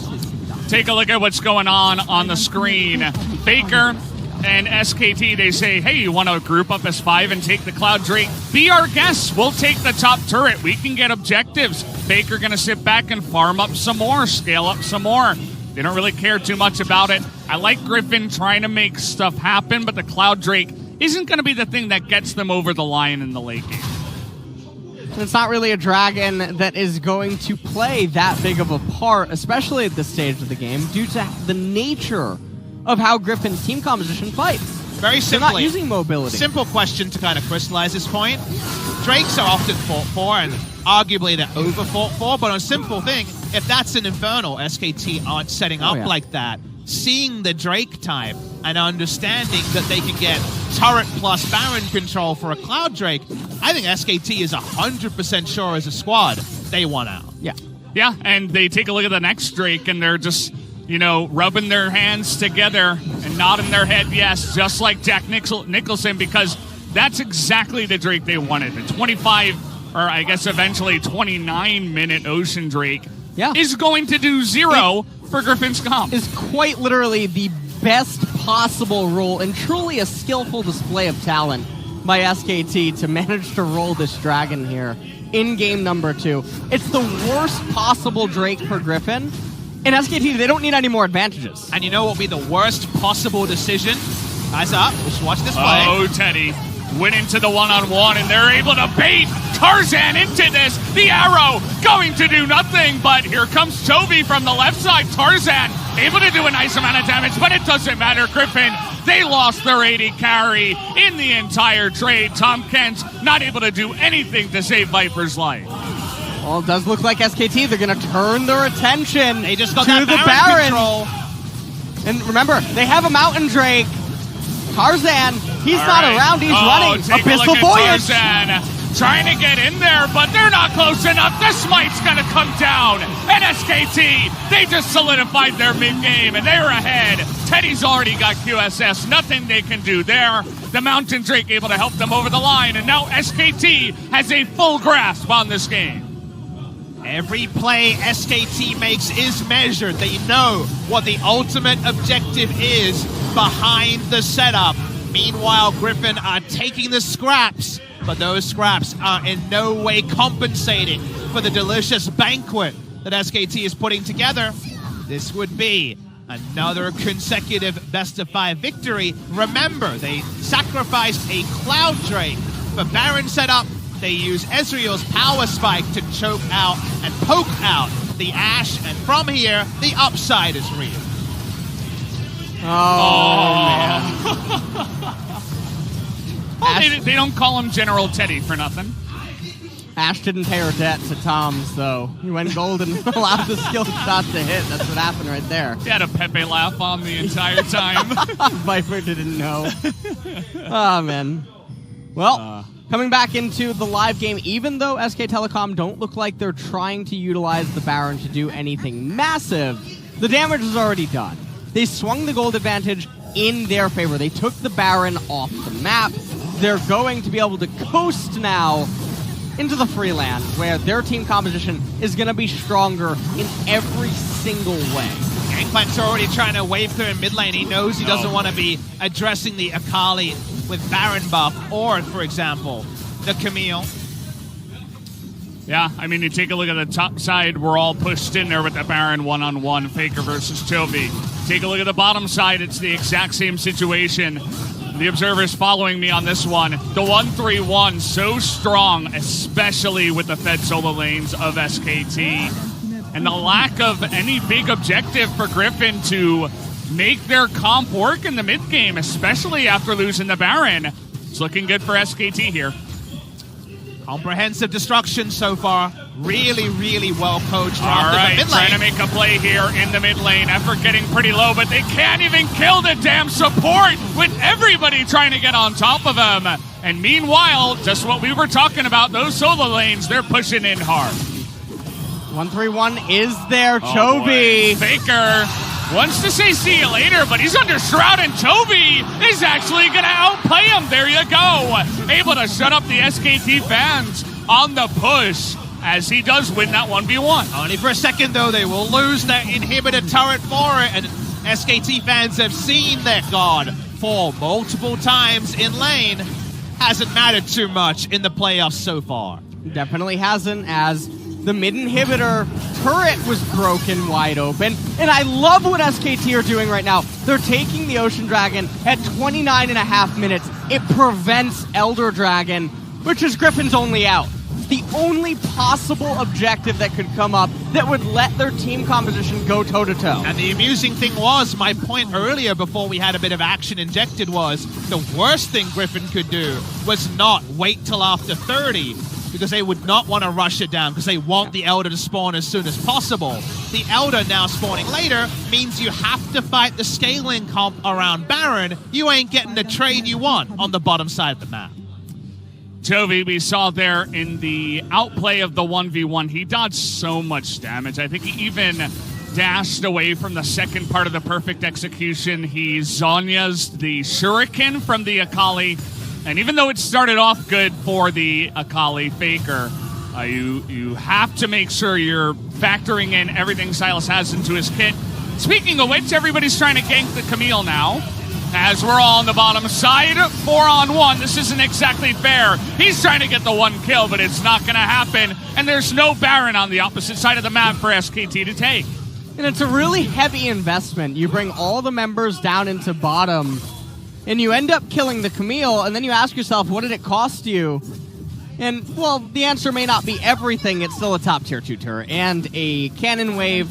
So it actually ends up being beneficial for SKT. The one thing you can say is it's far enough away from Baron that you don't lose any real crucial Baron status changes around whether you can contest it or not. So with how far behind they were, it's a possible play. It's just not a play that actually improves your standing in the game. Yeah, just look at the mini-map while this is happening. 2 control wards are up for the taking. Faker getting a solo wave, which was a cannon wave, in addition to a top tier 2 turret.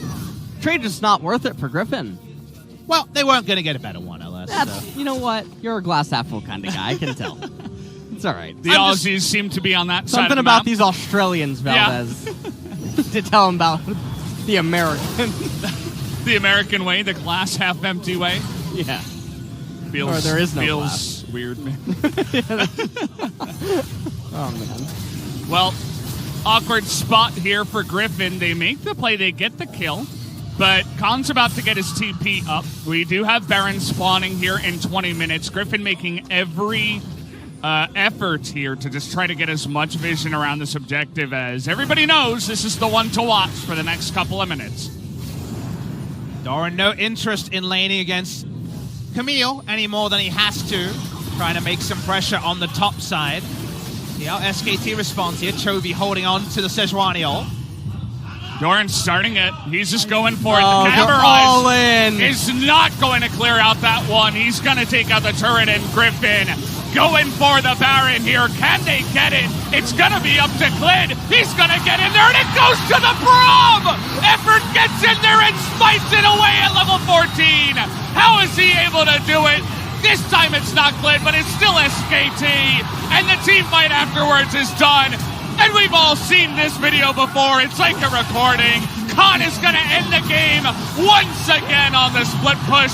We're going to a 2-0 lead now to SKT. Griffin go all in, and the cards are up on the table. SKT win again. And just like Damwon Gaming, in this game, they panicked Baron in response to Khan's split push, and it had an extremely similar ending, where Griffin, they were pigeonholed into that spot. They thought they couldn't get a better opportunity. They go for the massive coin flip, and it wasn't really a coin flip though, Papa. It was definitely weighted in SKT's favor. Honestly, a shot-for-shot remake of an ending we've had multiple times, and like you mentioned, as recently as our most recent series. And the scary thing is that Griffin were like those deers got cornered by the Predator, trying to just do something because they knew they were going to be run through if they didn't. And the fact that it keeps happening again is full credit to SKT for forcing teams into epic lose-lose scenarios. It was a Braum without smite. There was no unsealed spellbook in this game. Stole a 200 health Baron, but that's the sort of scenario that SKT are pushing teams into. The only one that had unsealed was Tom Kent, I believe, Yep. and he wasn't the one that stole that away. we'll see if we do get a replay of that one. I mean, it was all hype as SKT were going in for the victory, as after you saw the blue show up on the right side with Brahm's face, you're like, this game is over. And where's the mental state at? It's gone. I think it's gone. We have like a 22. Hold on. They're going to have to make an LS, a last stand.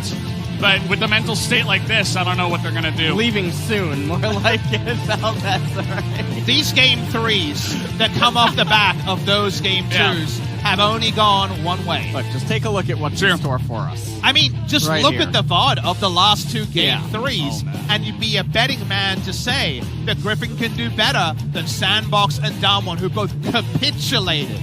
Really mental destruction, and the mental warfare that SKT have been winning all day usually pays off in a victory lap game 3. Yeah, I mean, the teams that we knew for somewhat weak mental states were Griffin and maybe, you know, some of the more inconsistent teams. Not necessarily Sandbox and Damwon, but they fell apart like a house of cards. They just collapsed. And now Griffin is kind of showing more of the same. It feels like SKT's reign here in Korea. It doesn't feel like it's over anytime soon. They had a slump, but they could be looking at an 8th win if Griffin somehow cannot pull anything out of the hat for game 3. Well, what is going to come out of the hat in game number 3? Will we see Sword, or does Griffin have some sort of desperation team composition? Well, because it's- I don't think they'll beat them straight up. It's definitely all desperation time on the side of Griffin. Maybe this is the time you pull out that Singe we were memeing about earlier on, because honestly, straight up games against SKT seem to work for nobody here in the LCK in the playoffs. So we'll have to wait and see what their answer is going to be. I would expect Doran to come back in, but you never really know with some of these teams here, especially with this on the line. But join us, guys, after the break to find out.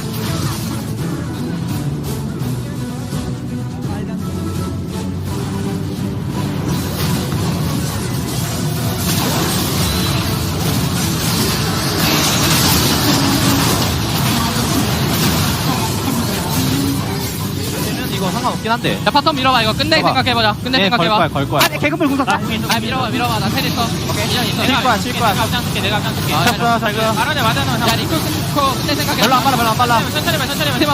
끝내. 천천히. 나이스, 끝내봐. 집 끊어. 안 들어가도 돼. 집만 끊어, 집만. 집만 끊으면 돼, 이거. 집만 끊으면 돼. 한타 이겨. 이겼다. 한타 이겨. 끝났어.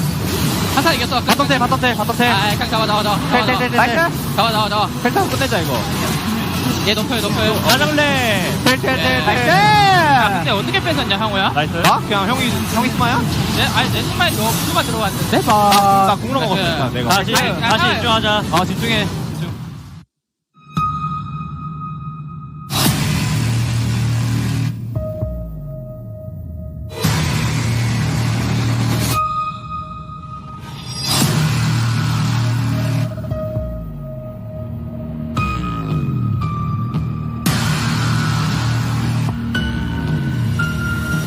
This is for those who dare to stand up, for those who dare to make a difference.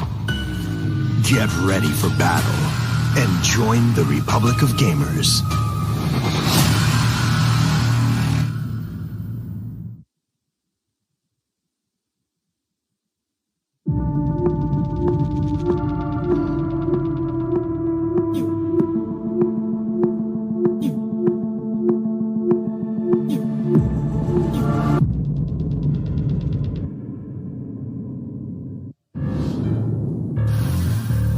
이 혹독한 훈련에서 살아남은 의자만이 CDG의 의자가 되니까. 때론 지나친 고집이 정말 좋은 것을 만드니까 의자가 인생을 바꾼다. CDG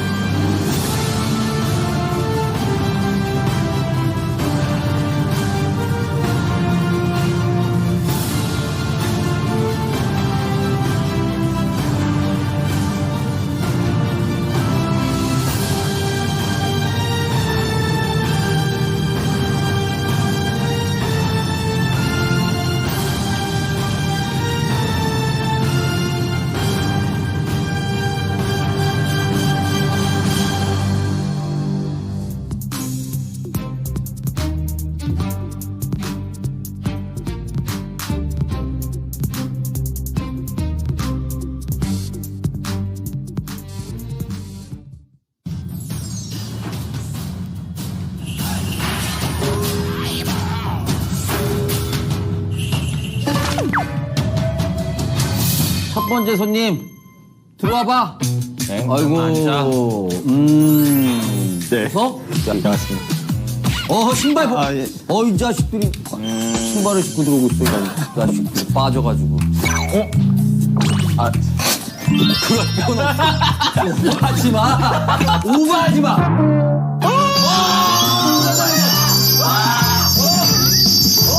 말이 많아.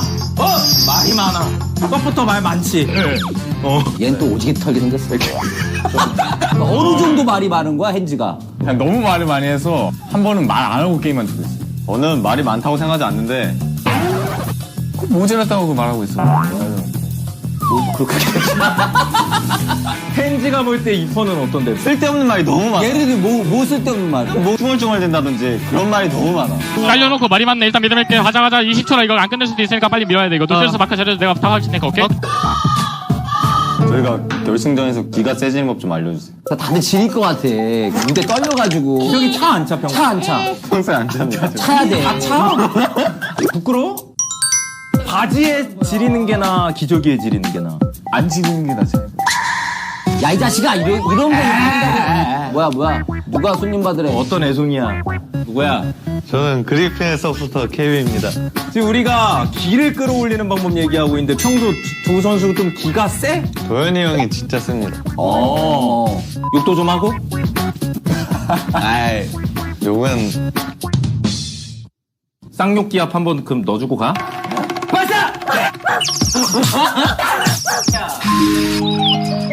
우리 바이프 한번 해봐. 살모사가 보여줘야지. 자, 가봐. 얼굴 보면서. 소리 한번 크게 불스톱으로. 나랑 사귀자. 자, 가봐. 죄송합니다. 제가 그릇이 나가가지고. 너무 예의가 있네. 착해서 그래, 다. 아유, 예의 없네. 그러니까 여기 지금 나 착해가지고 우리한테 뭐라고 안 했는데 굳이 혼자서 제부샷을 하고 막 대선배님한테 지금. 아유, 자식. 그리피 우승해야 되잖아. 네. 파이팅 한번 외치고 가자. 그래. 아차! 개팬! 아, 좋아. 안녕하세요. 무서운 사람도 아니야. 안녕하십니까. 너 울었지 최근에? 아니, 눈물 자국이 아직 보이는데? 맞아 아니야? 맞아요. 왜 온 거야? 왜 온 거야? 감독님한테 혼나가지고. 혼나서 울었어? 승부욕 때문에 내가 왜 졌지 막 이런 게 아니라 그냥 얘가 뭐라고 해가지고 경기장이라 살살했었던 것 같아요. 따로 집에서 숙소에서. 숙소였다면 정말 큰일 나지 않았을까. 무섭네. 솔직히 뭐 명찰 떼고 한번 뛸 생각했던 적 없어 그러면. 그래서 요즘 운동하고 있습니다.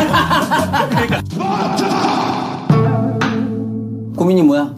도란 선수를 써야 할지 이제 소드 선수를 써야 할지. 도란 아니야? 최근 행복해 도란. 도란 선수를 쓰자니 또그 있구나 또. 안정성이 너무 떨어져. 그리고 소드 선수를 쓰자니 이게 너무 뜨는 게 맞기만 하고. 그리고 소드 어쨌든 그 사건이 맞아. 그러니까 우리도 사실 그러니까 나도 근데 모르겠어. 이게 안 나와. 감독님이 선물해주신 폭탄 먹거리가 터져버려가지고. 터졌어 지금. 너는 차? 너 뱀피 너 폭탄 목걸이 찼으면 뱀피 그렇게 했어? 너가 도란 내보낼지 소드 내보낼지 폭탄 먹거리 하고 결정을 하면 결정이 될 거 아니야. 너는 차냐고 너는 폭탄. 근데 진짜 못 정했어? 이게 있지. 누구야? 이게 누구야? 지나간 걸 살짝 봤어. 누가? 딱 떴어. 누가 순간적으로 봤어. 에펠탑을 봤어. 아이펠타워. 캡스 얼굴이 쓱 지나가고. 왜? 월드컵. 캡스가 우승해? 아니. 소드가 공격력으로 찍어 누르는 거 봤어 지금. 아까적으로. 끝났어. 이제 우리 고민은 다 들어줬고. 자, 가봐 이제. 우리 이랑 짠이구만. 그래, 너는 뭐 고민이 뭐야? 그거 우리가 맞춰봐야지 근데.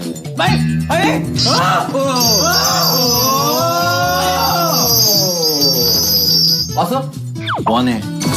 우승을 원한다. 우승을 원해.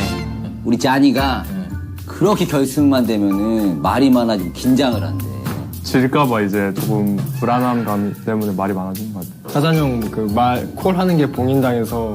왜? 또 감독이야? 말을 안 하고 하는 연습을 지금 하고 있어서. 말 또 안 하고 있어? 절 가서 무건수하게 무건수해. 근데 실제로 결승전 가면 어쨌든 둘 다 좀 긴장을 해 그러면? 생각해보니까 좀 내전을 좀 많이 한 것 같아요. 같이 그냥 다 같이 급해지는 것 같아요. 그래서 누가 올라올 것 같아? 개인적으로는 SKT가 올라왔으면 좋겠어. 결승 때 좀 제대로 못 붙어본 것 같아서. 제대로 다 붙었잖아. 오빠 3연승으로. 탈빵 때문에 탈빵. 약팔이 당한 것 같아요. 연습 성적이에요.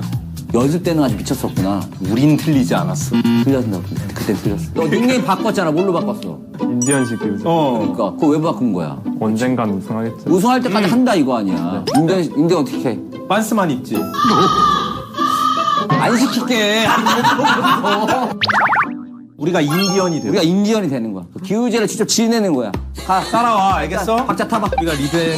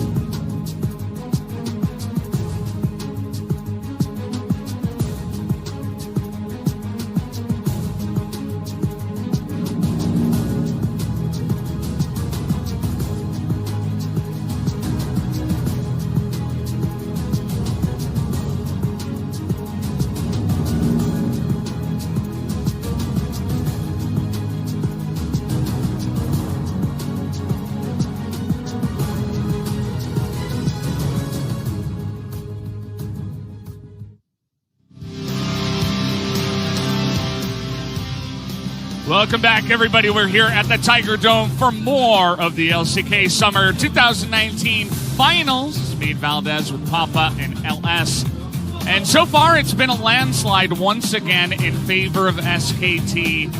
They are just dominating every other team here in the LCK so far, and looks like it might just be another repeat of spring as we're looking down the barrel of a potential 3-0 for SKT. Look, it'll be that until it isn't. And we're going to need some big adjustments from Griffin, mostly on the gameplay side, which is obviously a lot harder to change game on game their drafts. Well, they haven't inspired amazing faith. They've actually been coaching and had win conditions we weren't treated to, as we might be rolling straight into game number 3. They are not messing around. The script is going to stick to schedule. Papa, all right? We had some pauses earlier. We need to get back on schedule. As, speaking of which, Griffin chose red. So once again, we are having SKT on blue, and I wouldn't be surprised if once again we get the same bans. There will be the same 3 bans from SKT if things don't change from Griffin. Because guess what? Things don't change, it's going to be a 3-0. So action on to Griffin here. They made the adjustment of changing jungle pick, and it didn't matter. Even though Sejuani and Elise are not cut from the same cloth, they pretty much were the same in terms of output. SKT changes nothing. Action on to Griffin. Let me guess. Aatrox. Oh, okay. I'm not. Sorry, you're not me. I'm a play-by-play. I should know my place. I was gonna guess Akali. It was the same thing for 2 games in a row with the Aatrox coming in 6th, but I got baited so hard. This is the 500 IQ play here, where now you pick the Aatrox, and then SK Telecom counters with Gangplank, and then you regret picking the Aatrox. The what? Well, Griffin's changing more than we might have first presumed, because they don't care about giving both A's over. Kali and Aatrox might both be available for SK Telecom, and usually in these scenarios, they just take both. Ezreal prized away from Teddy to remove one of those hypermobile champions. Tarzan wants to return to what didn't work in game number 2 in the Elite, so it's 2 denial picks from the side of Griffin. I mean, from where I'm sitting, you're talking about A's. With everything that SKT's getting, they might just get an A+ on their report card for this draft. We'll have to wait and see what Faker's going to lock in. I don't think it's going to be Zach, but already Akali Aatrox is looking mighty fine. We'll have to see if the Zach is going to be the one to accompany it. It's not. It will be the Sejuani. And does this mean that No, they're hovering Jace immediately, but it could be a mid lane Jace for Chovy. But this all could have been a cruel ploy to get the Mordekaiser against the Aatrox. And if that's the case, you have to wonder, why wasn't this the strategy from the get-go in game number 1? And we'll see now what the next bans end up having, because I'm still imagining that you want the Jace in the mid lane and then the Mordekaiser up in top. So why not just ban Mordekaiser? Something that SKT will be considering. Very, very real pick, and they know Chovy is happy to take Jace into the mid lane. Been much more of a mid lane pick more recently, after being top lane for the better part of forever. Seems like there's going to be some bans, so you would imagine Kaiser Zaya might be sent the way of Teddy to force him to go to a lower tier champion, but he could always roll back one of his old favorites. The Kallista's something he's playing around with in solo queue. We'll have to see what SKT's bans are going to be. I think it'll give us an idea of where their head is at, as Kennen is going to be the first one to go away. They're just going to follow this up with a Renekton. And then that would be a Glass Cannon Elise left over for all of the magical damage. Renekton ban removes that duo lane that SKT used so well in the mid lane in game number 1, and removes the reliability of some of Elise's power, so I like what you're selling on that. See if SKT's buying. Yeah, and they have magic damage within the comp already with Elise and some of Ezreal, but it looks like SKT do not agree, and they will say, okay, no Ezreal, Tom Kent's instead. Ready for Braum or what? I'm ready for what, not Braum. Are you ready? I'd like a what instead of that, yeah. Slam the Mordekaiser, last pick Sin support. I could get down with that. Their last picking for support, or There's the Renekton. is there a world where Lehens rolls back his support Elise? Ooh. One of his most famous climbing champions next to top lane Singed was support Elise. That will be a real blast from the past. As there is the Kalista. Oh, never mind. You called it one pick early. I called it. That's sometimes when you skip chapters, LS. Turn the page a little too soon. Yeah. You're getting too excited over there. As, well, they'll get their glacials, and they'll get probably the best available support that was left What type of over. comp would you describe this as, Elise? This one out of SKT? Yeah. This is well, the Kalista and the Sivir are two very different themes. I saw Sivir and I saw a teamfight late game Dream. Yep. Kalista would be a bit more respect to the early game, and so would Lucian. Bit of a gasp, audibly, from the crowd. I'm not a fan of Lucian as opposed to Draven. I'm more of a Draven kind of guy. Not everyone subscribes. Schalke, for example, upset, not a big Draven player. We saw the matchup, actually, last night in Rogue versus Schalke. It works if Clid goes bot lane a lot. Spoilers, against the other Draven pickers, that's what he did. Ooh, and we do get a change here. And who's going into the support role? It will be Lehens on this Shen in this game. So the playmaking that brings, kind of an LCK favorite. We have had support Shen ever since Sandbox are playing it a lot in spring season. And the Shen is going to be really, really insane for helping the Elise get the picks and get the ganks off in the later stages. Shen, he's been one of the unsung champions that is cropping up lately in the meta. We haven't seen him all that much, but he did get a little bit of a steroid back in his kit. So really interesting, because battle lines are drawn in terms of the junglers. Consider this, you have Sejuani with two melee laners to have great permafrost gank synergy. When we see that often, we expect a topside focus. And we have Renekton Elise and the Shen Flash Taunt to open up Elise bot lane as well. So it almost feels like in draft, SKT have like a standing promise to go top lane and probably receive no negative attention that way. Meanwhile, Griffin best served going mid lane and bot lane. Well, it's going to be hard-pressed for Griffin if they can't accrue enough of an advantage for the Elise early on, because otherwise all their damage is just going to be negated in the mid-game, and they don't really have a leg to stand on in the late game. Yeah, well, we'll have to wait and see if Tarzan this time around in game number 3 can actually make something happen for his team early on. So far, it's been all Clid and SKT as we hop into the rift for game 3.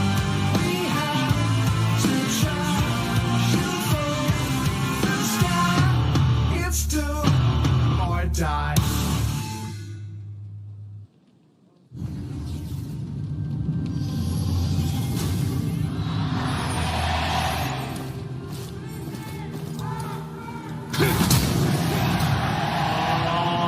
Well, that Griffin cheer came at the worst possible time as Lehens had to flash away. Trade of flashes. Effort did flash as well. Okay. So, at the end of the day, not the biggest deal, but Griffin going to be cheering and trying so hard to get their team back into the series. So far, it's been all one team. That's not necessarily what we like to see. We were talking about a stat before, Papa Smithy, how almost every LCK Summer Finals has been either a 4 or 5 game series. Not too many 3-0s. The only other LCK Summer Final played in this venue was the only 3-0 4 years ago. SKT over KT. It's a replay of the level 1. Heavy chase onto Lehens and a trade of flashes after Effort flashed in for his passive proc. Notice that the advanced vision lead was from SKT. They've got vision on the enemy blue, but Doran gets vision. Oh, Doran. That's...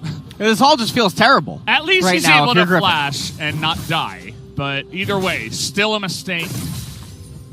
Oh, man. From our young top laner. Then the easy reason to say that the flashes being traded equally is advantage SKT, as we talked about how SKT want to play topside. Well, now they have flash advantage in that lane, allows them to play that.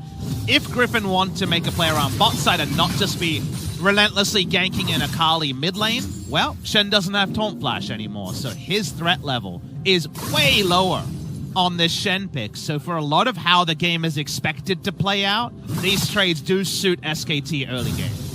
And the early game trades as well. I mean, when Lehens is missing his flash early on, that's actually a pretty big deal for Shen.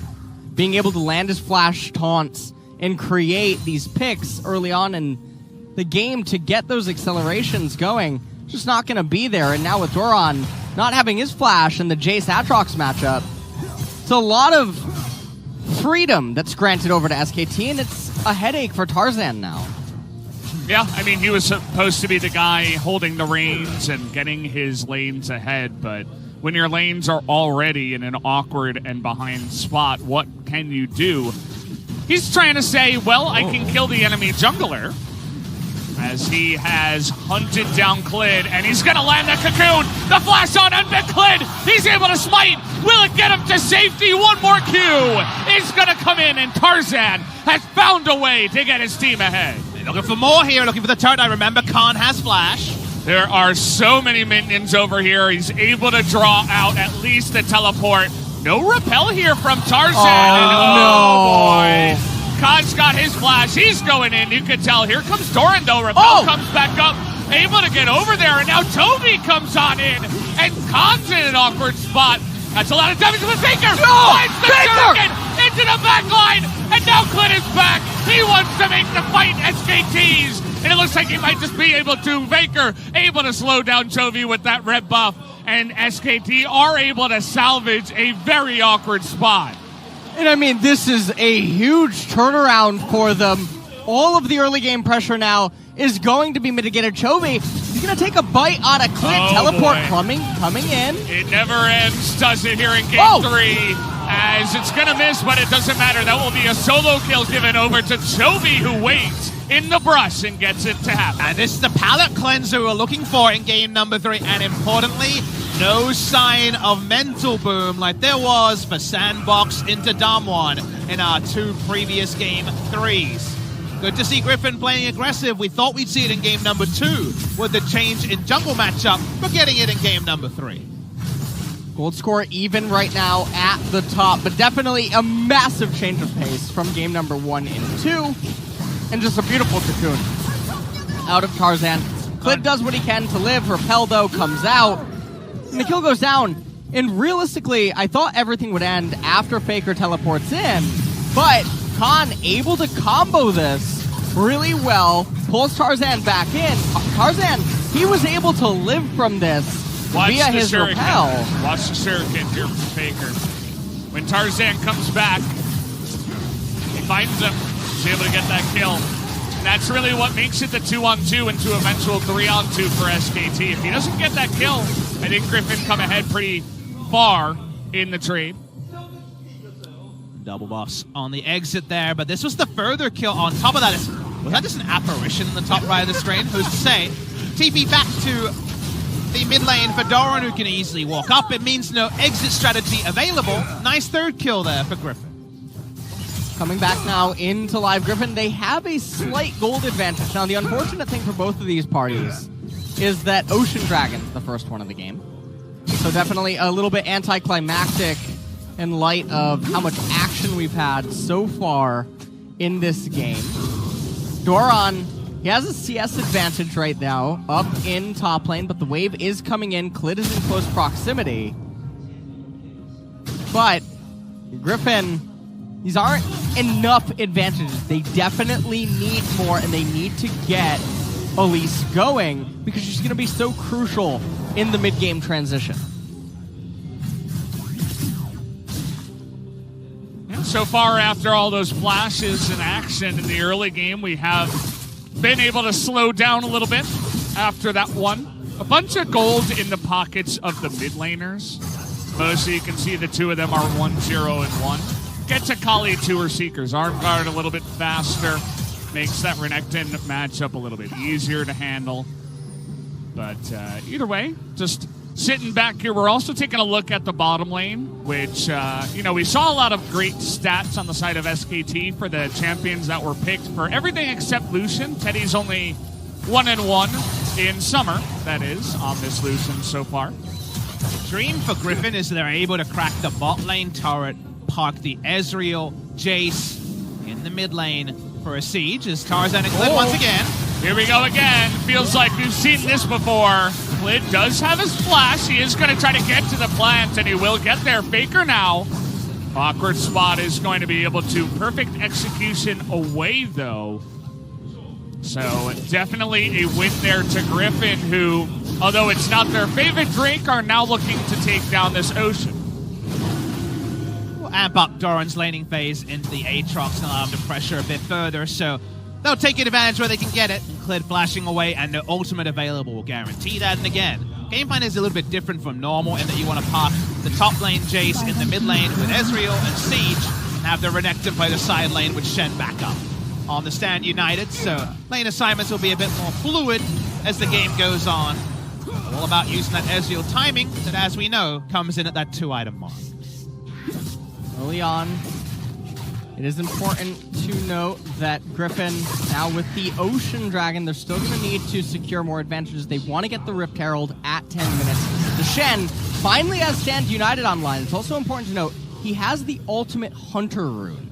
It's not that common in pro play, but he wants to keep getting those takedowns so that he can get that Stand United up more often and then use it to make plays across the map and try to keep accelerating, because it's so important for Griffin. Speaking of making plays, Tarzan is back on the map, and he's got Tovi following him up.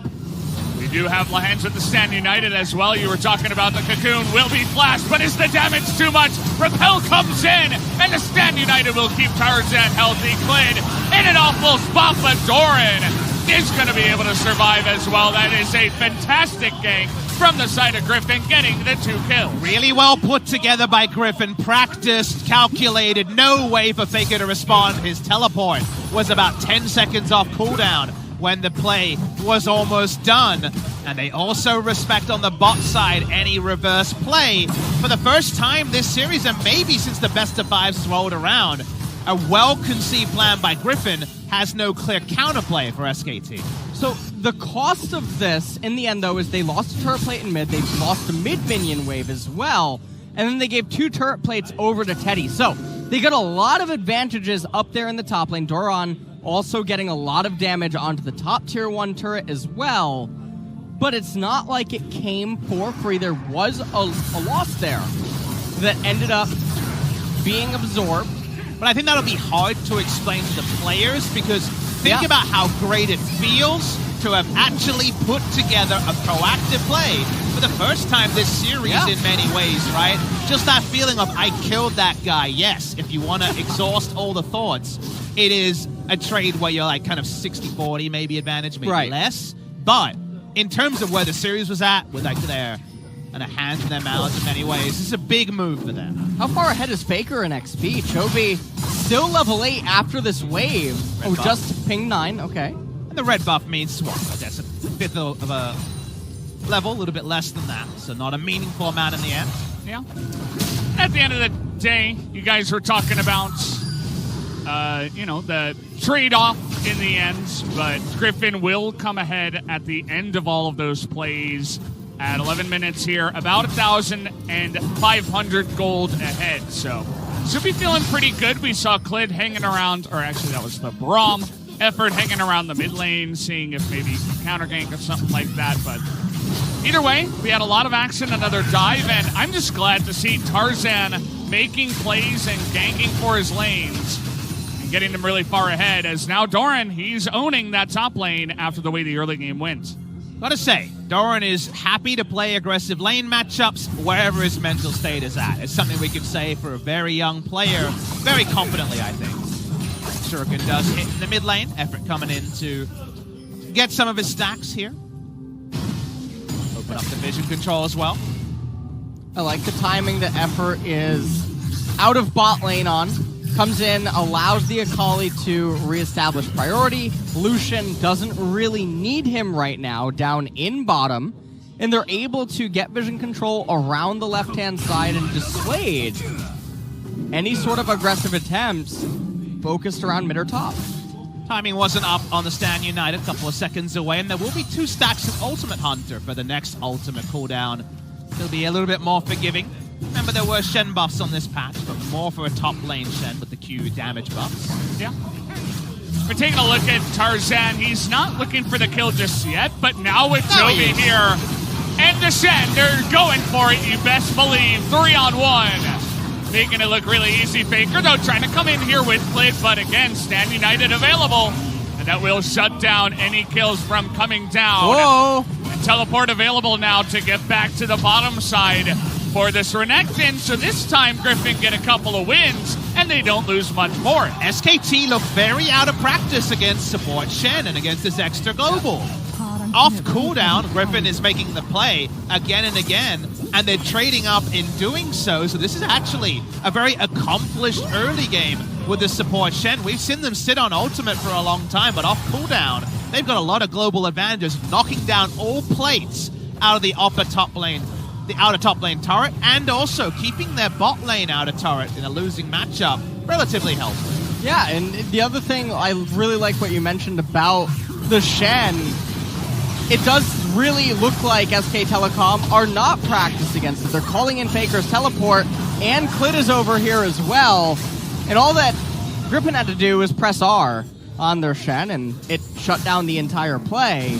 Yes, Ezreal is behind almost 30 CS, but Griffin, they have the tempo advantage right now in the game. They have roughly a 3,000 gold advantage as well.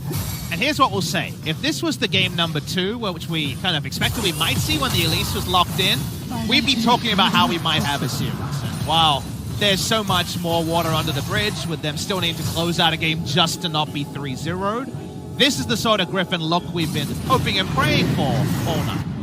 Absolutely. And at the end of the day, you mentioned the Ezreal behind, but he's a AD carry that doesn't exactly need a ton of items. We talked about this before in the bottom side. He gets his 2-item power spike. He's going to be just fine. Meanwhile, elsewhere on the map, the Jace, the Renekton, the Elise, all enjoying leads. Feeling pretty good about the game state right now. SKT able to get up there and pick up Shelly, the Rift Herald. And in the end, it just ends up being the trade of the turrets.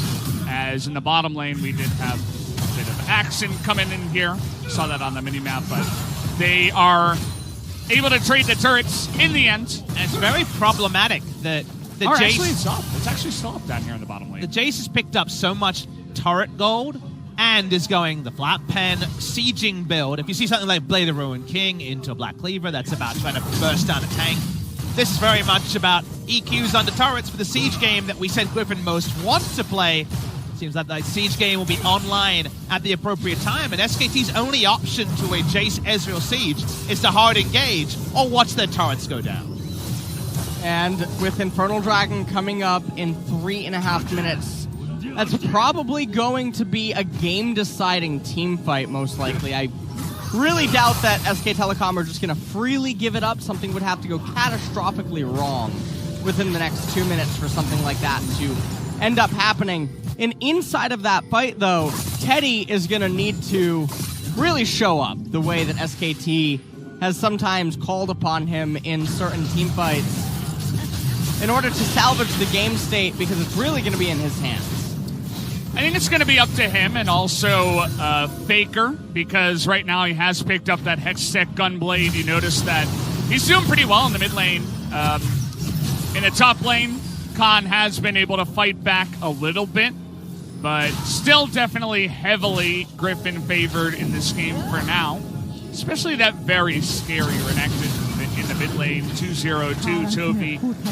Level 12. I think it's the highest level in the game currently. Yes, he is. And SKT can't really contest vision right now because you're against double pen jungle item Tarzan, and you're against flat pen stacking Goran, and you know, Toby does a lot of physical damage as well. So impossible to be tanky. If you face check the CC chain of the Elise Renekton was introduced so well by Faker and Clid in game number 1. So SKT have to be very early with their vision and also respectful if they drop it. Well, we all know what Tarzan's favorite lane is. Has been the top lane for this entire game, which is kind of funny because you were just mentioning Faker and Clid doing the Renekton Elise. They ganked mid a lot of the time, but it was against the Silas, which is a bit easier to gank compared to the Akali. So they just make it work on the top lane with the Shen instead. So far has been very effective.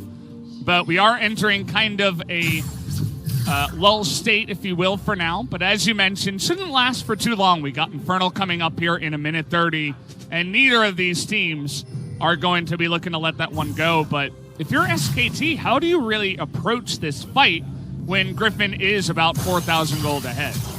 Well, I think that the real question is going to be not how much gold are they ahead, but where are the items actually sitting? Because as long as Lucian can get a recall off, get the Black Cleaver, which he did just complete. Old school style, right? Yeah, the Blade of Ruin King Black Cleaver coming back. Yeah, and if Atrox can also get an item completion before this next fight, if Griffin is ahead 3,000 gold, but all of their champions are pooling 700, then the on-field battle stats aren't really representative of any sort of a difference, in SKT potentially on even footing.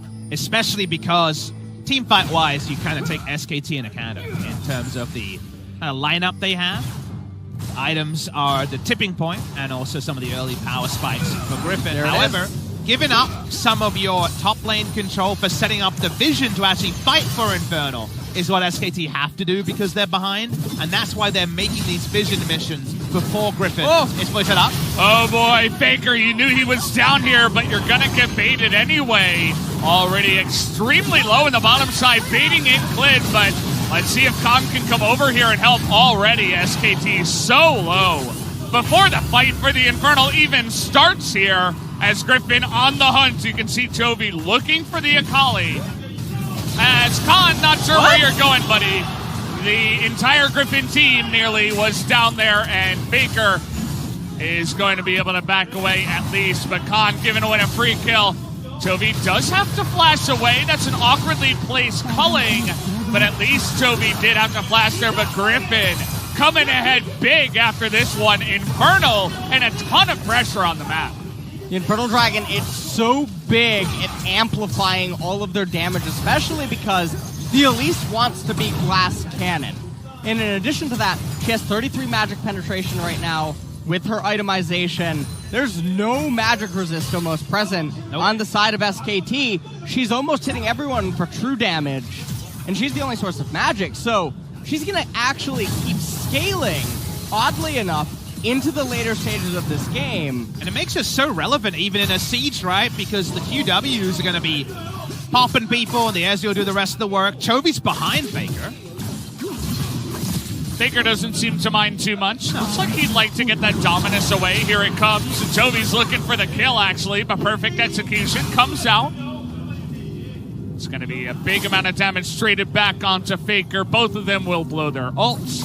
Faker hits level 13 to reach parity with that Renekton, but this was the play that Tarzan was able to make that got Griffin so ahead in the fight.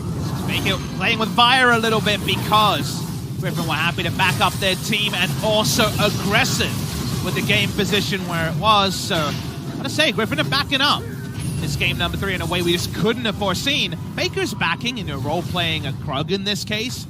It's so weird for Khan to eat over the wall here when Faker's making an escape that does kind of watch over one of the potential entrances to red.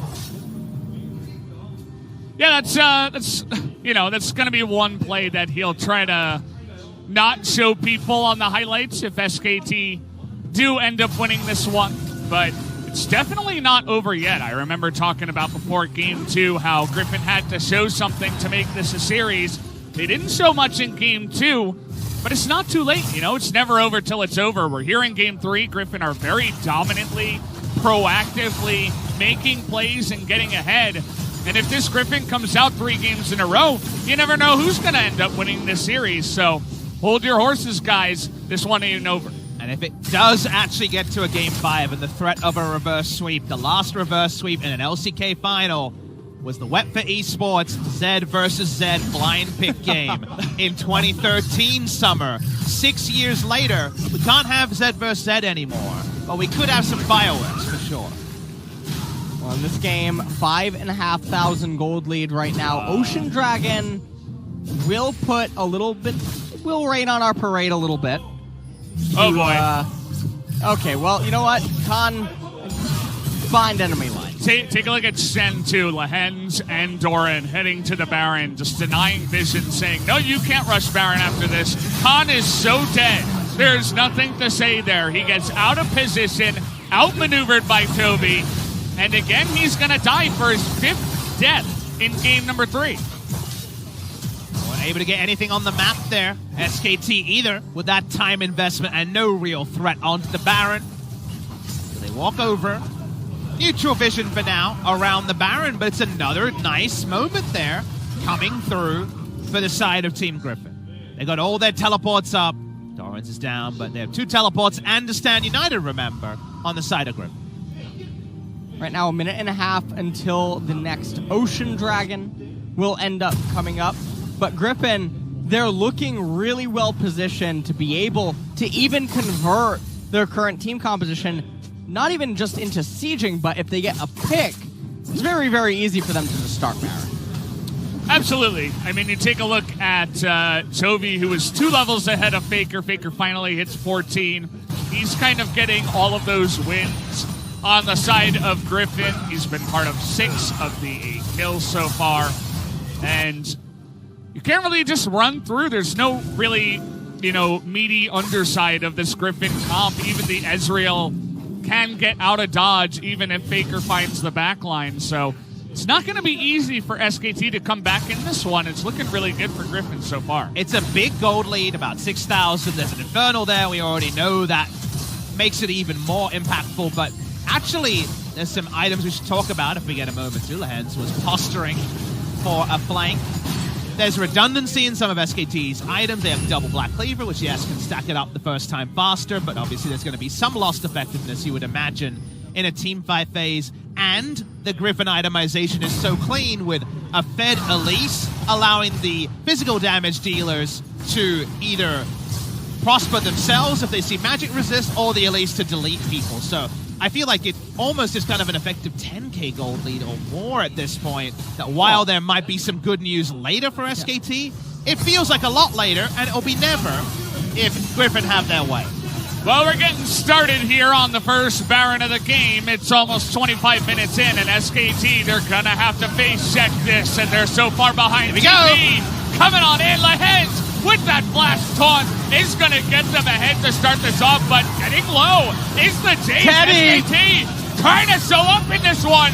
Down should go Tarzan. Last stand be denied as Toby trying to be flashed on, but will get away on the blasting plant. Faker not going to chase after that one, so Griffin, they get the Baron and only lose 2 for it.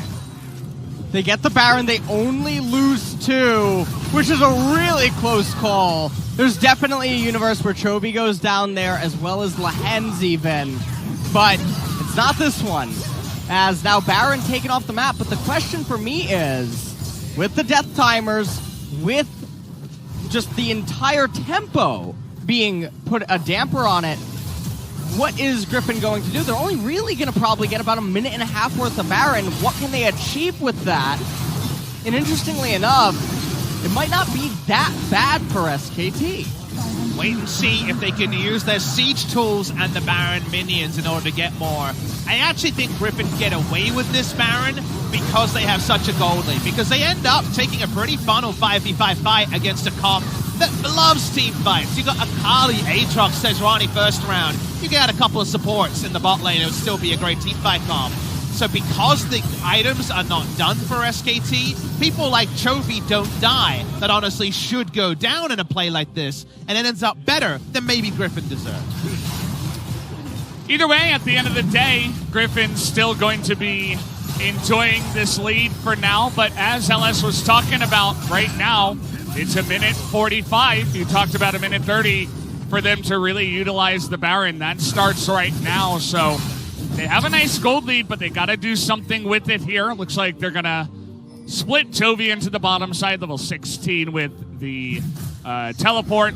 We did have the gold numbers up on screen a little while ago, and the guy who's behind the most is actually Khan, which makes sense because he's been off the map so much with the amount of times he's been dying, and he's so behind on CS. He only has the 4 assists, so even the Jace being 3,000 gold ahead of him and the Renekton even farther ahead, he is not going to have an easy time. And we'll just have to sit back under turret and try to farm. Well, this is looking like the Baron's probably not going to achieve anything. And so what this means is that Griffin, they're going to get their third Ocean Dragon and then have to wait for Elder. And that's going to become the major big objective for them to capture. But there's still a real chance, if you're an SKT fan, you're watching this, Teddy can put on a show around when that Elder would end up spawning, or the next Baron. And SKT, even though they are behind, they're down, but they're not out. Waiting to see if they can even crack an inner turret here with the Baron buff. 25 seconds left on the duration. Only 1,000 gold lead, remember. 1,500 gold is picked up just for killing the Purple Worm. They get double inner turrets. That was a very important ending. The Baron buff play and does allow them to actually get a meaningful gold lead here. The side of Griffin. I like what they did there. They were showing a rotation to the bottom side, and they're just bullying Khan, who's so far behind, as I was talking about, even more. Just saying, if you stay under turret, you're going to die, buddy. So they already had a nice push in mid. They group up as 4 there. Renekton bot. Rotate bot side, get that inner. Rotate back to mid with the next wave. Take up that inner.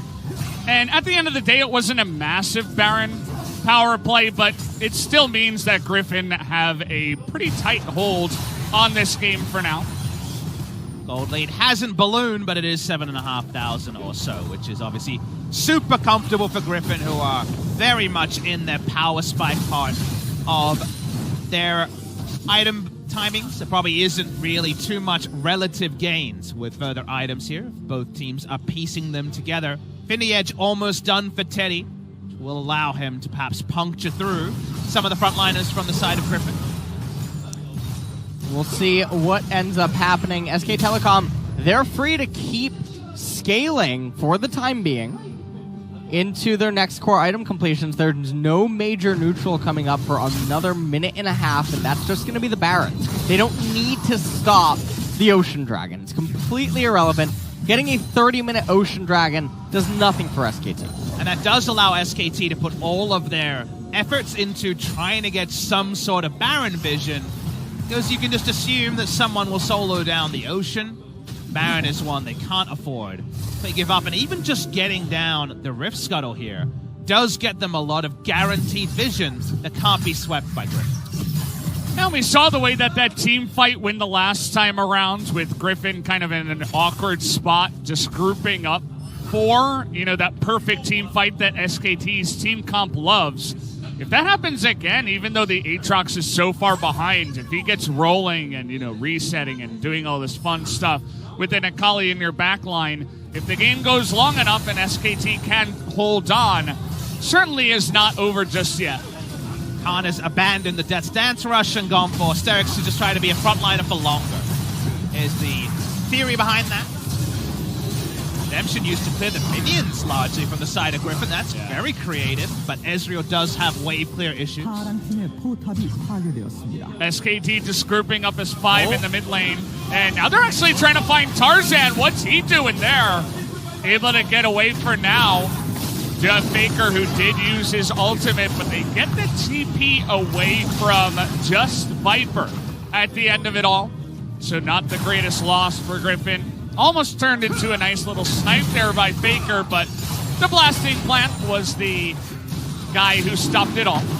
Very high priority for Chobi to kill the Ocean Drake just to get Elder to spawn. The Hengs has to flash to get away from Teddy. I know there's one guy in this game that doesn't want to lose. That's the man on your screen down there. Teddy almost able to solo down Chen. And now Elder Dragon will have its timer started 5 minutes until it will end up coming up. If Griffin can get that, it's a massive one with 5 elemental dragons behind it. Baron, it's live on the map right now. Khan, he's level 16 now. He has the Sterix. Not sure how far away he is from any other recipe items, but Doran, he may as well just be at his endgame. He has all of the lethality items with a Black Cleaver. This whole game is really going to come down to how much of a beefy front line and peeling can be provided for Teddy, and can Faker get clean executions. It's really Griffin's game to lose right now. We'll see what SKT can do. Well, I put all my time into counting how many long swords were in Doran's build. The answer's 12, so he's got a lot of long swords going on there. I'm into what I'm into. It's a lot of Dirks. You're into long swords? It's my favorite LS. Long swords. All right. But just looking at where this game is currently poised, the value of getting this Elder Swarm can't be overstated. Mid lane, this could be it. We're looking for Viper. He has to blow his Arcane Shift and the Flash to get away from that one. Small little win will go the direction of SKT. A comp like SKT that has to team fight, wants to fight over one objective, so Elder Swarming early is big. Oh, nice check by Doran. Oh boy. Game on a knife's edge, even though Griffin are so far ahead in gold.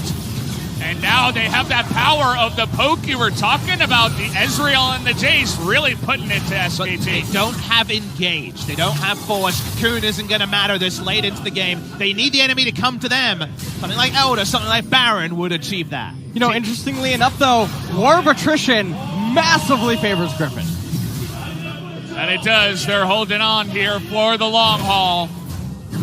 As a TP comes in again from the side of SKT, but they're just not starting the Baron here. Effort able to get that Unbreakable up and get to safety. But as you mentioned, LS, Griffin are just sitting here and baiting. Minion pressure, bot lane suits them. SKT walk up! They found him! They got the guy they were looking for! Anybody on the side of SKT would do, and they found one. As in goes Faker, looking for the last stand here. Toby? Okay, Toby in a little bit of trouble, but he does have his GA. And down will go Faker. Griffin looking to push in now and take down the members of SKT. In goes Lahens, and everybody on SKT is routed, just trying to get away. Nice little dodge on the shock blast, but we're diving here. They're gonna find Glid, and it looks like we have a series actually, as Griffin will not be going down without a fight. Oh, Teddy! Oh, Minion! Stan United are going to keep him alive. This should be the end of the game. Teddy only one alive, can't up in 10 seconds. But what could he really do to stop the entire squad of Griffin? Well, he's got his ultimate, but it's still 5 seconds away from even respawning. The turrets are falling, and it looks like Griffin are not going to go down without a fight. We will have a game number 4 coming up right after this. Big victory from the side of Team Griffin. SK Telecom T1 will not go through both playoff best of 5s in spring and summer undefeated. Griffin have their first game win against SKT in an LCK final after a streak that extended all the way to when they were sitting 2-1 ahead against KT Rolster 1 year ago. Big victory for them here, and largely off the back of a very different take on the jungle Elise. Game number 2, they drafted the aggressive jungler, but couldn't put it to any sort of value. Game number 3, the Fangs were finally out. They were, and a lot of it came from, it was a lot easier to set up for the Elise in this game, and in addition to that, the Shen was such a big component to the early game plays. Stand United really messing with SKT at several points, gave Griffin the advantages that needed. They kept rolling the dragons, the Infernal went their way, no real way to itemize against Elise. A lot of things went their way. They managed to close it out in the very end. And we come back to examining those moments where it was Griffin getting kills, but SKT getting plates, and I said, look, yes, there is some equitableness about this, but the aggressive mindset shift paid off with kills, and that feels good. That makes you confident. And to their credit, they kept doing things, which a lot of teams have rolled over in this, in fact, playoffs run against SKT. So let's not undersell how hard it is to pick yourself up off the ground with all the jinxes and all the fans cheering your presence by Griffin this game. And even if SKT stay on blue side and just add Shen to the ban list, something comes out from Griffin on that side. You still get a win. Maybe it's only a smirk, but it's a win. I feel like CV Max went in the back, took out his belt, and snapped it a couple times. He's like, if you guys do what Sandbox and Domwon did, you're not going to have a fun night later. As this was the end. It was just somebody had to face check, unfortunately, Aatrox. I gotta say, the rest of the team was really far away from Aatrox walking up, though, so Not sure if the timings were on, and obviously he had been dunked in lane the entire game, so stuff like that gets tricky. And then from there, bit of a gold lead closeout, smack into the wallets, as Atlas would call. This was definitely a feels bad moment though for Teddy, who juked and dodged so many things and tried to do so much inside of the team fight, but unfortunately it was a 4v6 basically, and he could not do much to salvage this. So very uncharacteristic game of Khan so far in this series. Yeah, I mean, it's something that we, in game number 2, he looked so confident, and he was the one making the plays. He was the one who got the MVP. And then to go from that high to this low is just astounding. But I understand because he got bullied so hard, and as we were talking about it, it finally felt like Griffin pulled out that dirty notebook from like 2 years ago, and they're like, oh, how about this Shen strat? Because finally they changed it up and they made something work, even on red side, going there for the second time on their pick. So interesting stuff. We actually do have a series. Will not be the 3-0. We'll see what happens after the break.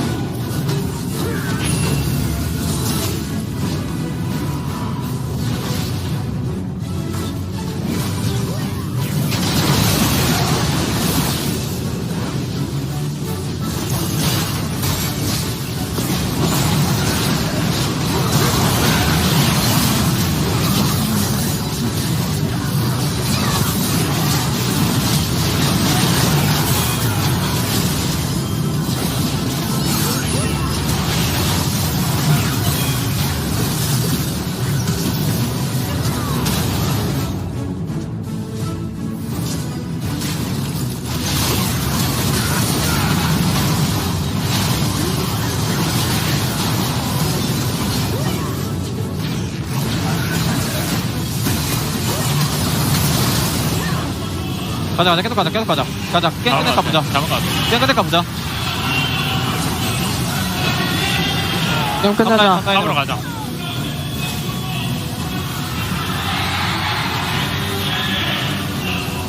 아, 미니언 제발.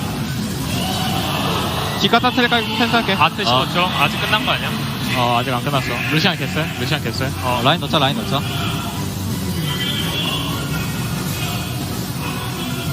아트 5초. 나 구원 있어. 띠가리 잘해. 끝내자. 그냥 공 쓰면 돼. 끝났어. 다음 병이 준비하자. 미안하다. CS를 너무 많이 흘렸다. 근데 운이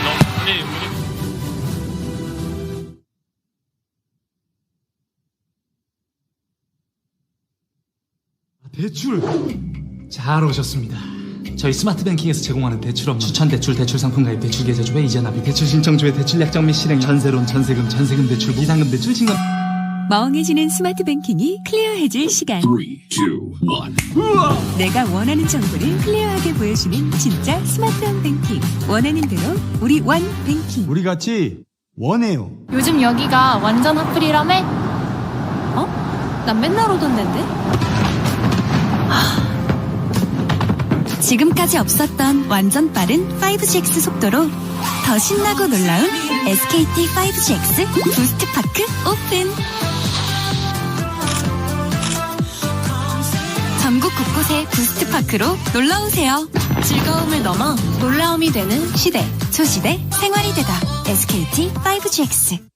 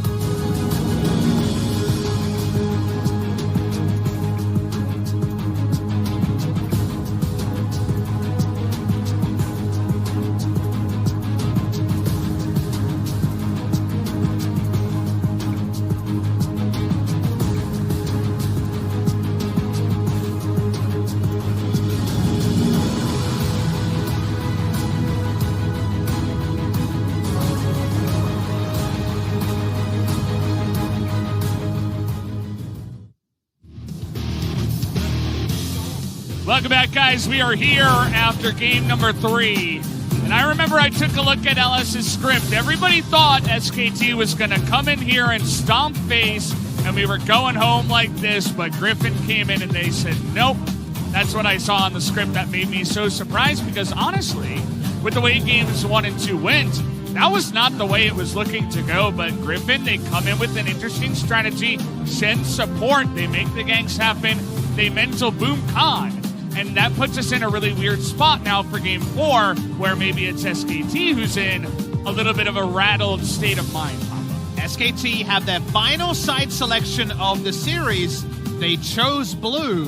The chances of us staying with SK Telecom T1 on blue side 5 games in a row, if we go to a game 5, they're basically realized now. And let's see what adaptations SKT will make, because so far they haven't had to do too much thinking about their banning on blue side. We'll see if they do change anything up, or if they think that the backstage talk was maybe enough to just handle a Shen. It's always a possibility. Now, Varus. Order of bans has changed here. Varus first ban on the red side. Remember previously LeBlanc, Varus, Aatrox have been the bans that have been largely thrown out on red side. Blue side bans for now stay the same. I wonder if the Viking will be open in game number 4. Definitely an interesting question. Also, because the LeBlanc was not banned, Griffin now throwing some more caution to the wind and looking to ban something new with the Ezreal getting taken away, LS. Ezreal now being banned. We'll have to see if SK Telecom are going to mix anything up, though. Will they just ban the Olaf and basically say, no, we'll just adjust to whatever happens? How high priority will a Kai'Sa or a Xayah be for SKT with 280 carry bans? And does Griffin just ban a third and really try to force out a very early 80 carry? I mentioned already, but Teddy has been very selfless with his 80 carry picks, picking first round wherever possible. A lot is open. Akali, Elise, Aatrox, all open in this draft because the Renekton was the final ban on red side. Does leave open some very nice lane matchups for the Aatrox. It looks like they are really considering the Akali. And it will be locked in, so let's see what Griffin's response is going to be. LeBlanc, remember, available and a very viable pick into Akali, but we've already seen Akali top, so that'd be a pick you would want later in the draft. The Sejuani versus the Sylas jungle matchup is entirely intact as a duo. The Elise priority has been super high. The Aatrox will be taken here. Ooh. I was expecting this when the Renekton ban came in on red. What we're feeling about the Elise is maybe one of the pivotal decisions of whether it needs to be taken now or whether there's more time to consider on that particular jungle pick. One of the curious things for me, I do suppose, is the Aatrox able to be flexed because Gangplank can come in on the side of SKT. There is the Kai'Sa. Means that Xayah Rakan kind of jumps off the page as you're, well, we're SKT, we're picking our duo lane early, but a Morgana pick and then some bans could come in on the side of Griffin. So there's a lot going on here. Remember that Lahens plays all sorts of really interesting support picks if he can get away with it. So Xayah is really expected to be the 80 carry pick with how SKT have been approaching drafts before. Do they go the full Xayah Rakan, or is it just a Xayah Braum to find another defensive lane? I think Xayah Rakan would give them a lot more control inside of the game and a lot more authority, especially because if they're going to have a team fighting kind of game, Griffin, last game, they almost botched that end stage 5 versus 4. They just narrowly edged it out, and it will be the Xayah and Rakan, and now Volibear. Volibear has been the Korean answer to the Rakan more than something like the Leona or the Morgana that you would see in other regions. We still get our Leona games. What are we going to do here? This would be more for the synergy with Kai'Sa rather than attacking the Rakan. Attacking the Rakan's what they want to do. We're trying to inflict body blows on the side of Griffin in the draft, so pushing up the Xayah Rakan priority is what they do, and getting a counter pick is how they utilize that advantage. Jace and GP bans should possibly be on the menu. You know, another guy who's hit the ban list, not to cut you off, a lot here in the second phase was Kennen. You know, we saw a lot of Kennen bans, and no sign of Nico either. Those champions kind of similar, but we'll see if either of those also hit the ban list here, as the LeBlanc that was left off the page from earlier is now banned. They seem to be wanting to have the Akali top lane. They're going to be looking for a LeBlanc ban here. Yep, the Elise. Finally, it's the ban list. No junglers selected between the two teams just yet. Now Griffin have to decide on a final ban. I'd be very surprised to see another mid lane focused ban, given that Akali already exists, and it's not that likely that it would be Flex. Silas, I think, is more so focused at jungle. And it's also ban Silas, pick Sejuani. It's kind of what they're saying in this particular case. That's how I like using bans in second round, because it's, okay, well, now we get an advantage if you don't follow our lead, and it means SKT kind of lose a ban or need a creative answer like Skarner or maybe the Trundle rollback into the Sejuani. Karthus. Ah, interesting. So Tarzan does fall back to Karthus pretty often. And Eve. Those are his two big mages he likes to run from the jungle. So SKT have a read with the Aatrox top lane and no other solo laner locked in, that was going to be the way to go. This is what we would have expected. And sometimes you can next level yourself.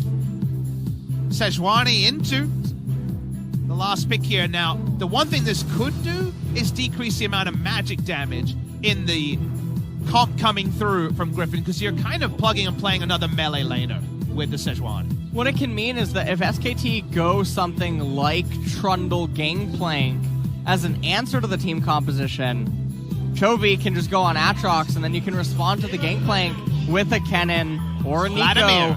Vladimir. There's so many options for Griffin to pivot.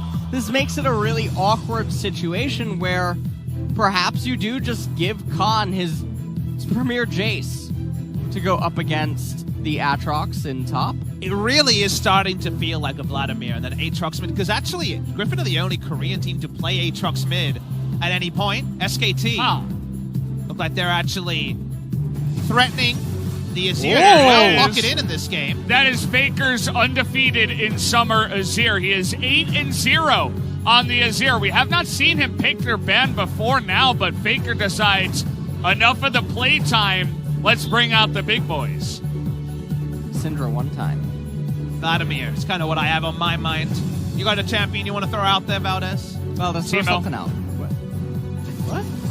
Oh, you ruined it. You said Jace, right? You said nailed it! You really said Jace, I know. Yeah. The handwriting, it's just so sloppy. I know. How am I supposed to read this? Now, this is a tricky draft to play from the side of Griffin. The reason why I say that is magic damage is 3+ items Kai'Sa loading on the AP.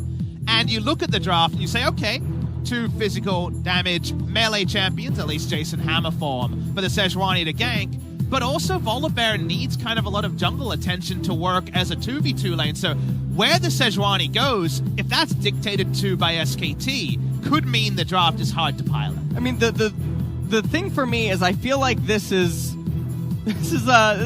really bad draft by Griffin. And the reason that I think that is because the short proximity in mid lane, it's going to be really hard for Aatrox to get any sort of an advantage against Azir. He's going to be able to coast into mid and late game freely. The Jace against the blue side Akali. What do you do as Sejuani up there? How do you pay attention to all 3 lanes? And when your champions need to get ahead and can't play from behind, the draft just seems like a huge blunder to me. Now, bot is still a lane they could focus, because Volibear, Flip comes in, melee auto attacker, and things could happen there. I take what you're saying, and especially the range situation is almost irreparable when we get later, and Feathers and Azir, like how do you respect all that in a 5v5? You probably don't. You probably luck out there. But there are multiple lanes you can attack, and already game number 3 was all about the jungle. Well, talking about game number 3, we're going past that into number 4. Let's hop onto the Rift right now for this game.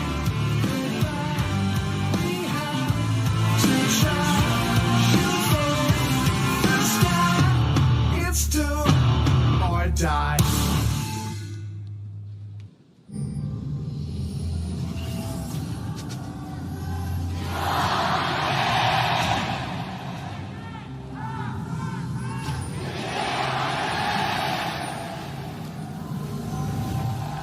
Here we go, guys, into game number 4. Griffin have found that light in the darkness. That was the first 2 games. They pulled out a win. They bullied Khan, and they bought themselves another chance at coming back. But we have had a couple of guys on the desk here already say that SKT got the better of the draft. We'll have to wait and see how this one plays out, and if Tarzan can make as big of an effect as he did in game number 3 here in this game number 4. If he can, I'm more of an optimist on the Griffin draft than LS is. Notice that Tarzan has got Unsealed Spellbook, so could be getting creative.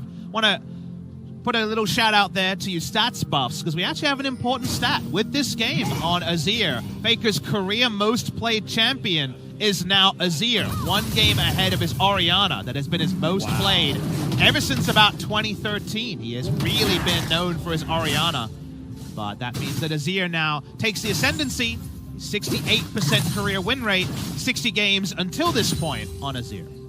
And the interesting thing for me looking at this game is going to be the Infernal Dragon that's going to spawn first. Now, with the Spellbook on Sejuani, it's not the best combat stat super early on. And the Azir likely to have Prio at a moment's notice, even against the Aatrox. Xayah Rakan, they can flip a switch. That's a really scary thing if you're Griffin. You're not likely to get Infernal. I don't know what they're supposed to do if they drop an Infernal, because then even if they get gold advantages, turrets, several thousand gold, doesn't mean anything. Akali, Azir, Xayah, you can sit back and relax, scale 3-4 items, then how does Griffin win? I think if you don't get going through the jungle, I don't think if Sejuani doesn't have multiple lanes to gank, I think the simple answer is you don't, LS. So he is going to be very much focused on that. Want to also comment on the why of the Unsealed Spellbook. Remember, it is Trundle, who has that preferential interaction with the Sejuani passive and Aftershock. So we saw, for example, Dread would go into Hail of Blades on the Sejuani. Unsealed Spellbook, another way to not opt into those really big subjugate trades when the teamfight phase rolls around. Yeah, so definitely pretty cool. We've seen some fun stuff with the Unsealed Spellbook from the jungle, such as counter ganks with Teleport, which have happened from time to time here in the LCK. And other, fun stuff. You have your Smite for the jungle, but you can use a bunch of other stuff for ganking and stuff like that. Really interesting. I've never seen this before, but Griffin are laning 2v2 with double sweeper with their Kai'Sa and Volibear. Now, in melee versus melee support matchups, or I guess Rakan is ranged with a short range champion, but with an engaged support and a counterpick like the Volibear is into the Rakan based on Korea, that's to allow yourself to play aggressive. Speaking of, hey, you talk about that engage from the Volibear. We're pushing pretty close to the turret, though. This isn't an Elise. It's a Sejuani, remember, so it will be a bit harder to gank. Tarzan spending a bunch of time down here, not really able to find much, and Klid also in the right position. Coming on down towards the bottom side, is able to push away that gank to no avail. This is going to mean that Tarzan actually falls behind in the jungling department. It's going to be slower on tempo now for these camps. And Infernal, it's coming up in 40 seconds, and it's not as though SKT is just going to drop everything and go and get it, but it is going to be something that should potentially be on the agenda pre-10 minutes. To hear comms at level 1 would have been so interesting. The moment you see double sweeper, Volibear counterpick into your Rakan, you know the bot lane focus is likely to come out, and you were respectful. Notice, summoner spell-wise, Teddy has the most selfish sustainability, with heal come from his support, Guardian coming from his support, and Barrier coming through from the Xayah. So that's a lot of bonus health, not even including something like the Battle Dance Shield. Yeah. Just a lot of extra tools that were well read by SKT coming into this one. Nice ward to spot Tarzan up in the top side means that even with just the Tri-Brush ward, Teddy and Effort can play very aggressive down here. And for a while now, they'll have control of this bottom lane. Orin didn't take a great trade to open up, but we'll be able to do just fine. Kali outscale matchup, kind of know how this one goes. You can go Dirk early, and then that lack of Hexdrinker hurts you. Offside, Klid's here. This is Predator Trundle, you should remember.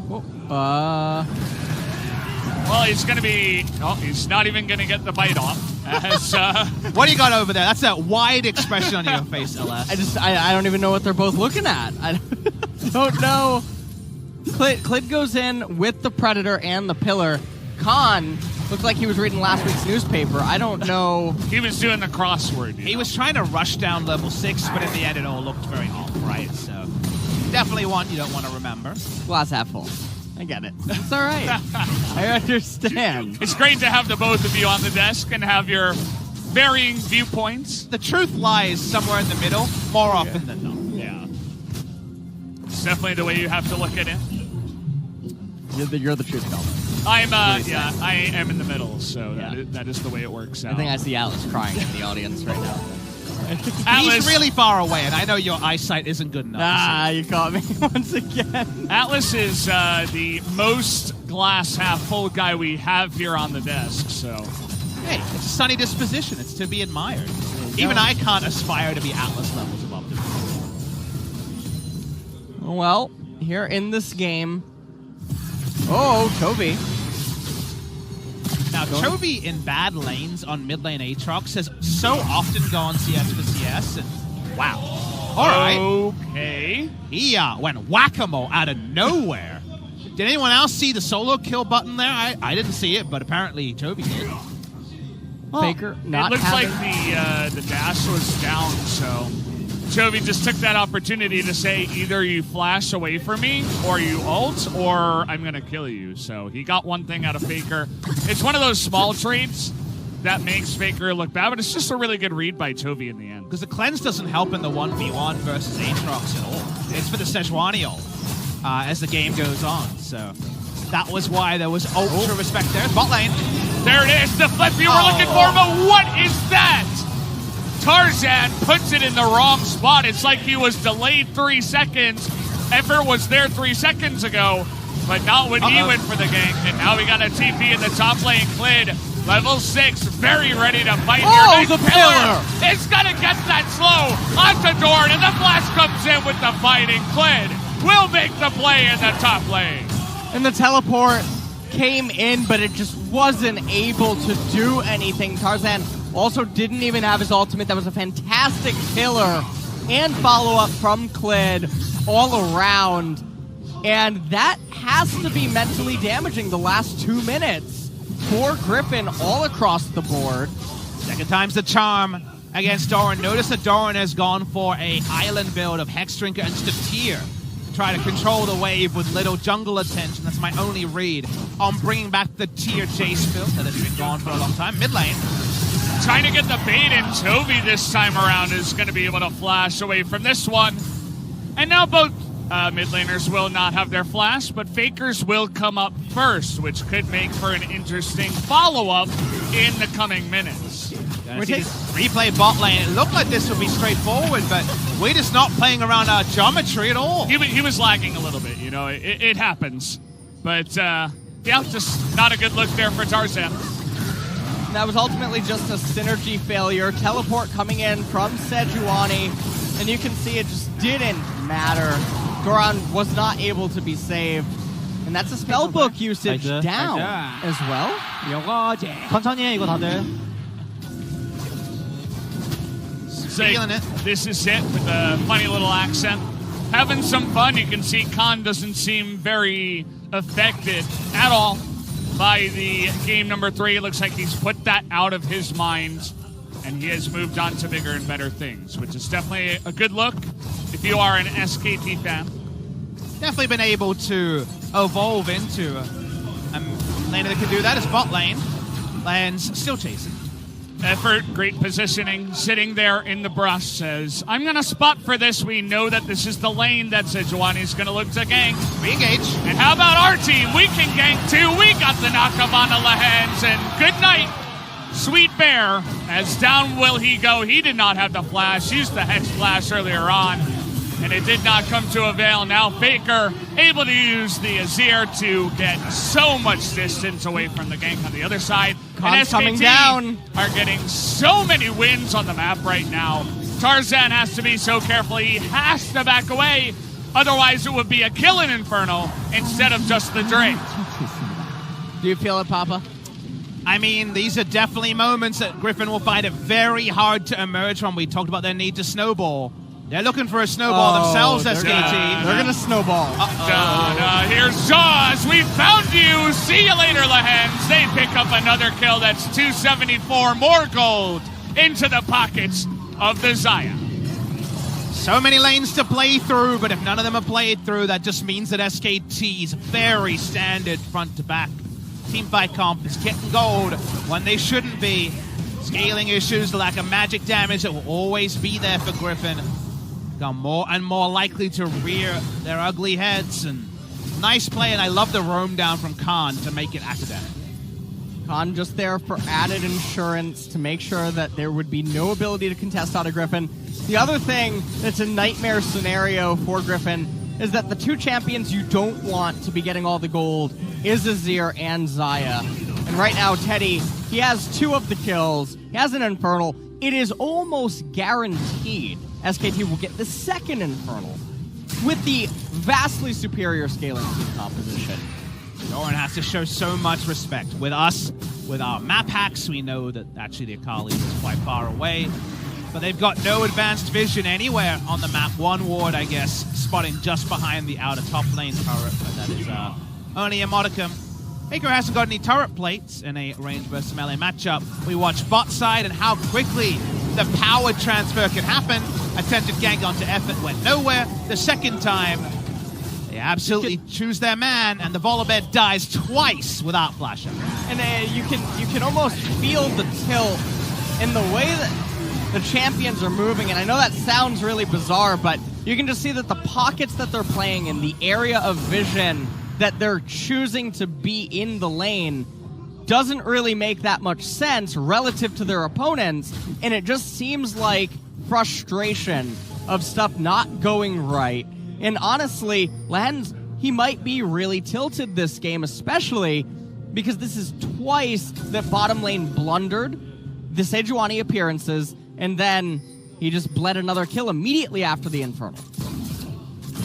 And we all can kind of read the tape and say, well, you had a Sejuani who had to find a couple of ganks early. The bottom lane was the one lane you had to do it in.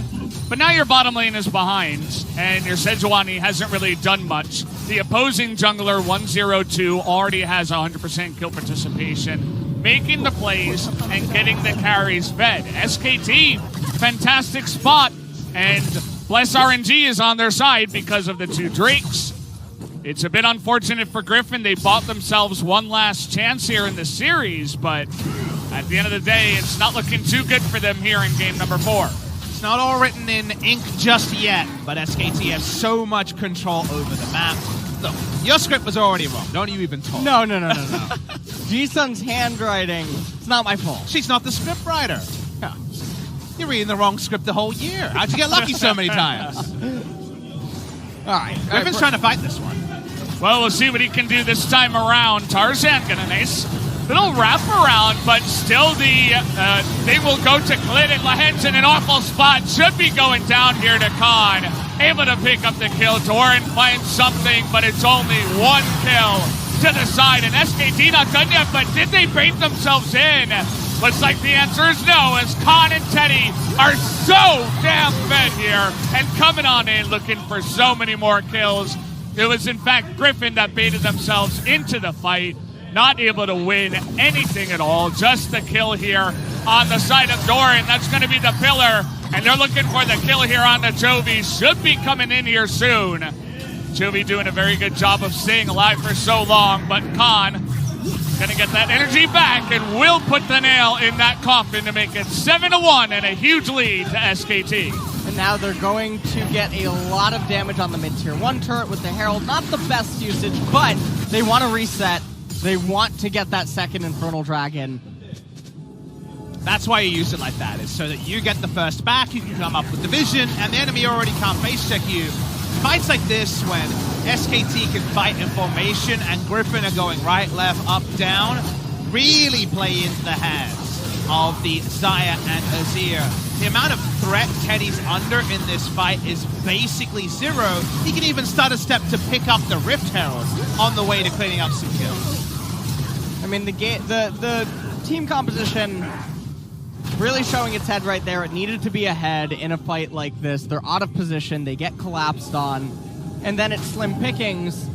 Chovy tries to run for his life at the very end, but now the Infernal Dragon being up, Griffin, they feel like they need to fight for it. Boy. They're going to lose the game right The here. Bear once again in a very unfortunate spot. Solo will be going down, level 7. SKT on the chase. Take a look at Toby coming over the wall, though, trying to make a play. Does he have the AoE? He's got a stopwatch. They're going to be able to get Emperor, but it's only the support.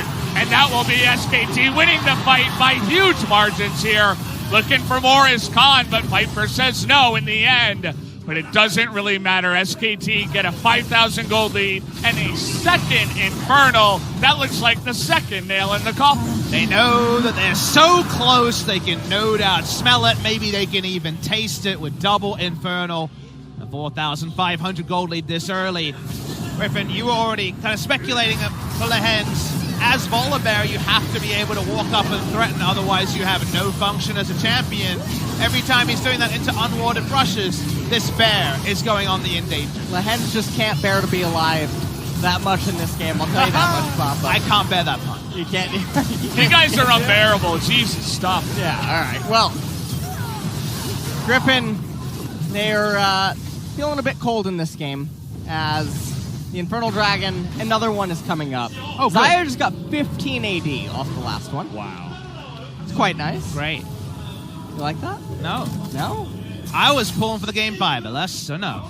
Yeah, there was a dream, right? We had a glance at the future.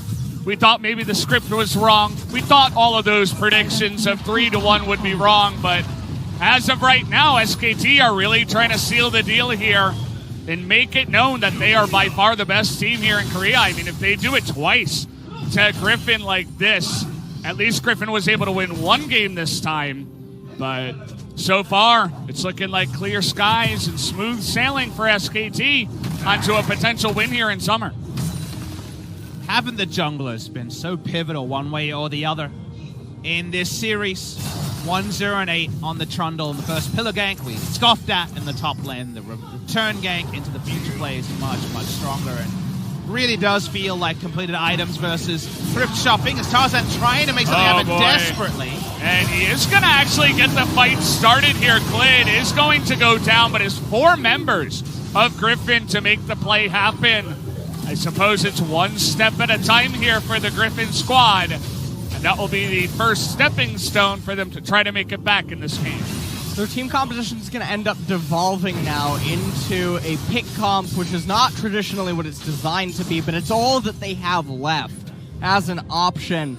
And the scary thing is even if you pick off one member of SKT, with the double Infernal, the base advantages that they have right now, SKT can still win a 4v5, which is a really horrifying thought if you are Griffin. And I don't know what they're going to do in 2.5 minutes when the next Infernal comes up, because you don't want to give that away for free too. But you just imagine it's going to be a really decisive SKT victory as Chovy going 1-on-1 with Khan. Nice knock up there, but we do have Zaya coming in from behind. We got a 2-on-1 here, but Akali, not a lot of seed cooldowns available right now. Chovy trying to outstep it, but the Shuriken from downtown, Khan is going to put him in the grave as Teddy is able to set that one up with the red buff, even though the feathers were dodged for the root. So it's the 1 kill into pushing the mid lane. SKT get another win. Viper will answer with an outer top lane turret, but doesn't matter. SKT trading up in a big way. Chovy's flash was seconds away from cooldown as the Zaya gap closed, but 1 shuriken to the heart later was a guaranteed kill coming through for the Akali. And then here are some lockout items. May I draw your attention to an Infinity Edge, and to LS's point about picking someone, either you pick kind of the tank engagers in Trundle and Rakan, or all 3 other threats are fed and farmed. So those 2 turn on you and you die. Flash not available through this, and Chovy has that half a second, like with a zillion bomb on his head, to understand his fate. And the other thing about these 3 primary carries is they all have forms of self-peel in a way that make them very awkward to try to hold down inside of a team fight, that just allows the other two, even if you can get onto one, to just rain down so much damage on you with the way that Griffin's team composition conducts itself in a fight as short-range champion. And you think of those ults, the Feather Storm, the Emperor's the Divide. Emperor's Divide, and even if you just think about Akali's Shroud, which is not her ultimate, they're all aggro resets that allow you to turn around a team fight with, say, soldiers up as Chobi's in a lot of trouble. We've seen a lot of Aatrox is in trouble in this series. This time, Khan is getting his revenge. Play it the feels music. like. Play the music, Valdez. What? The yakety sax Get music. the saxophone. Come on, Ellis. You didn't bring your saxophone? So if Chovy could have pulled over more members and then somehow he Griffin... can't.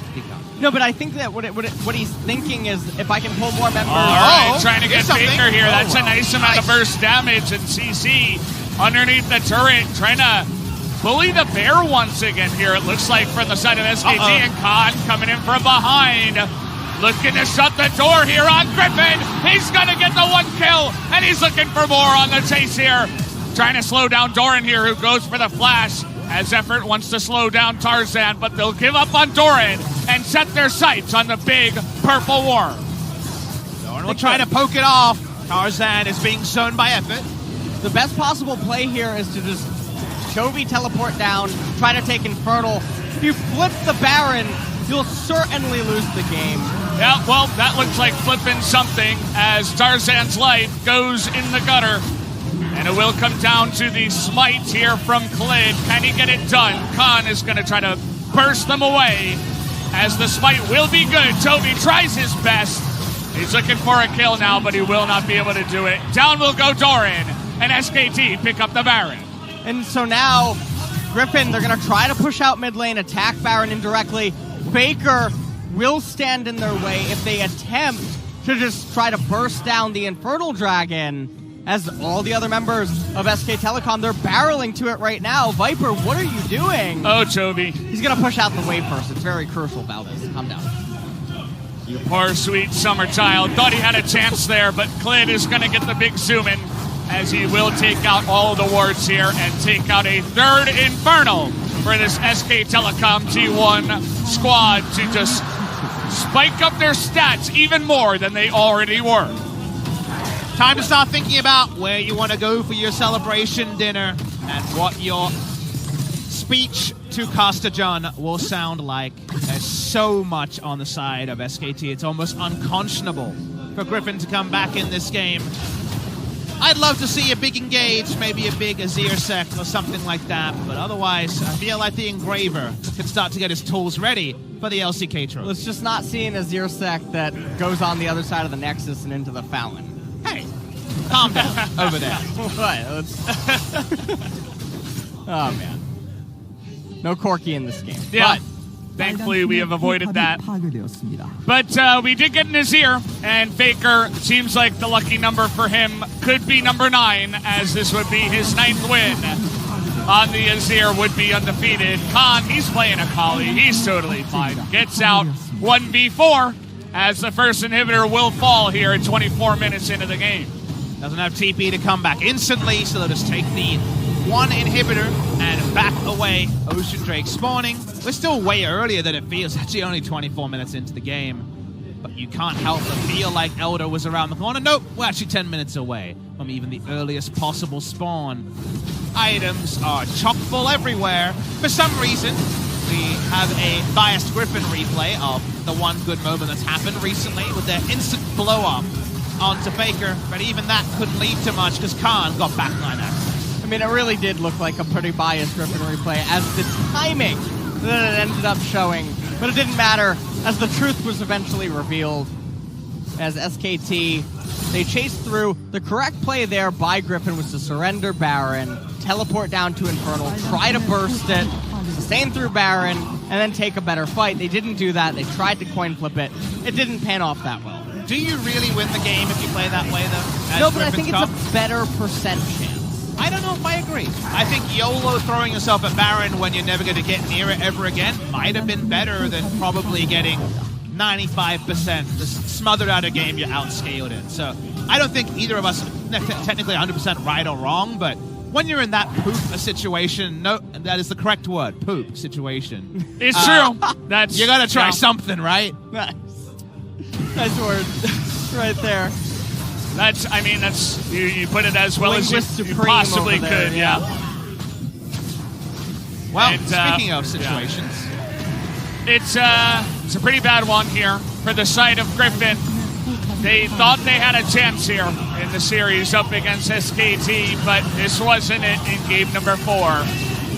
SKT just bringing it in real slow, going to take out an inhibitor in the top side, even without the Byron buff. They're so far ahead.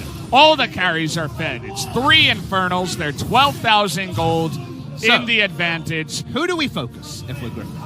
Is it just whoever dares to walk within melee range of Volibear? Like, what are we doing?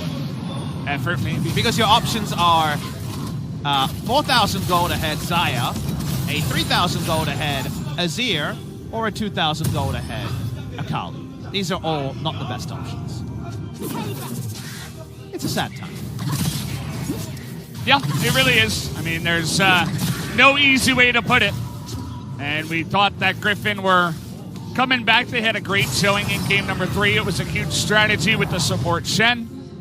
Khan looked like he was tilted, and we weren't sure if he was going to recover in time for game 4, but he absolutely did with the help of Klid, who, again, I feel like was a major winner in terms of the jungle matchup when it did come down to it in this game.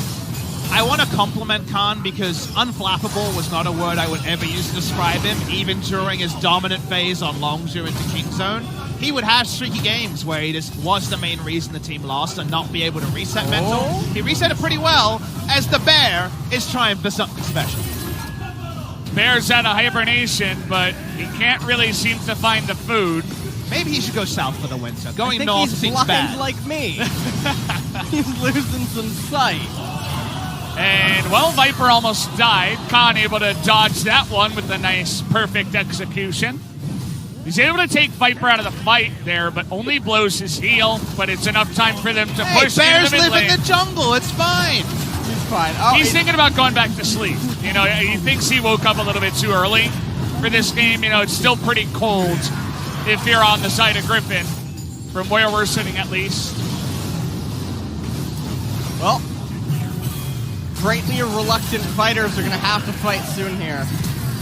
Well, that's a flash on a Teddy, trying to make it happen. Lahens doesn't have a health bar. In goes Effort, on a charge up everybody!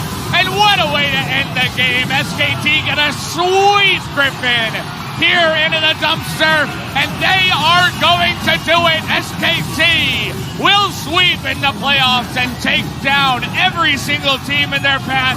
They are the most dominant team from the Korean region, and they are the very accurate winners of today.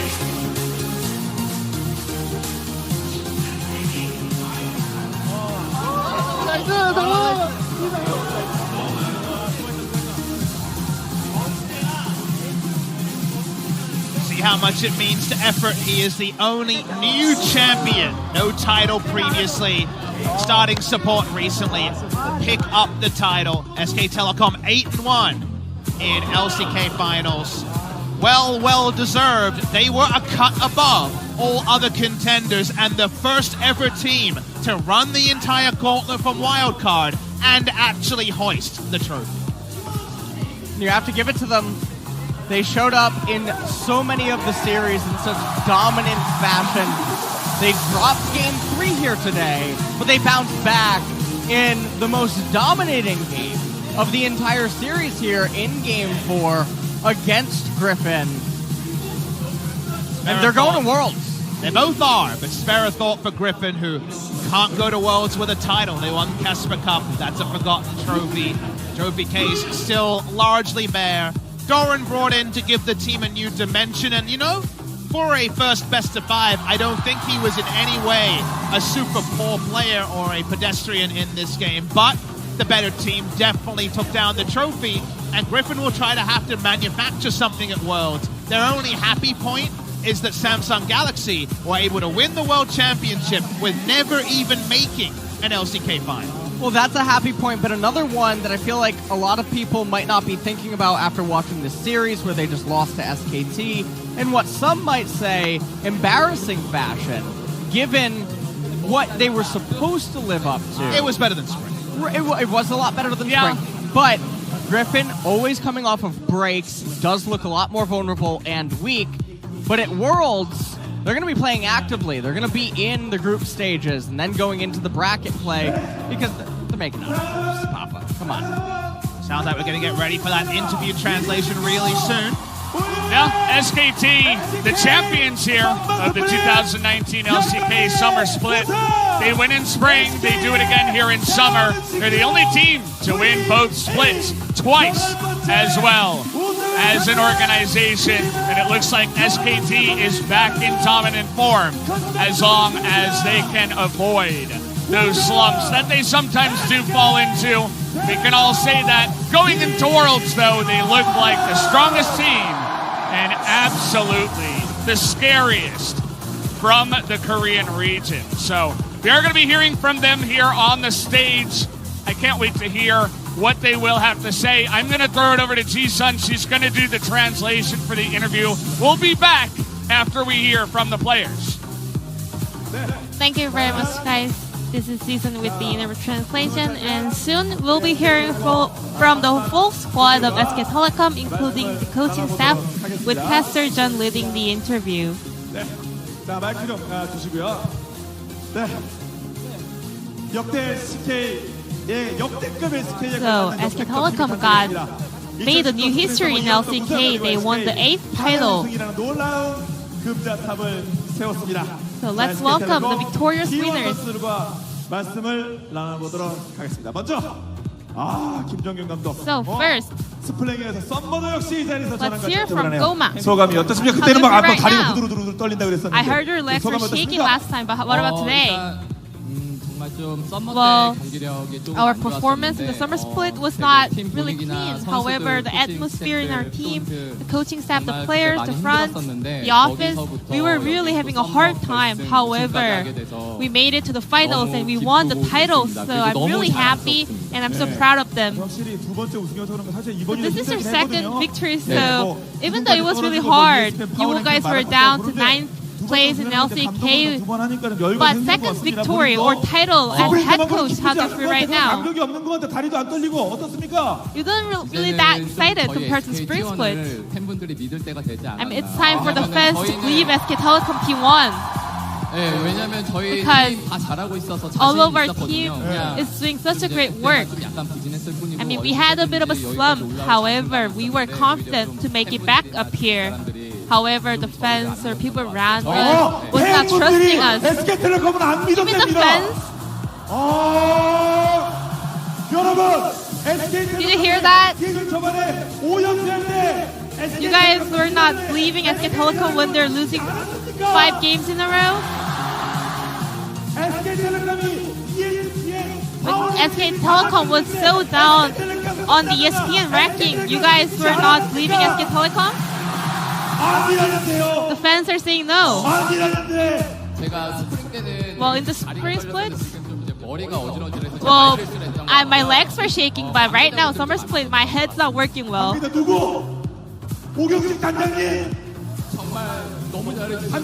I want to thank everybody who worked so hard for this. So who was the one that did not believe your team? I mean, our office, everyone was trusting us.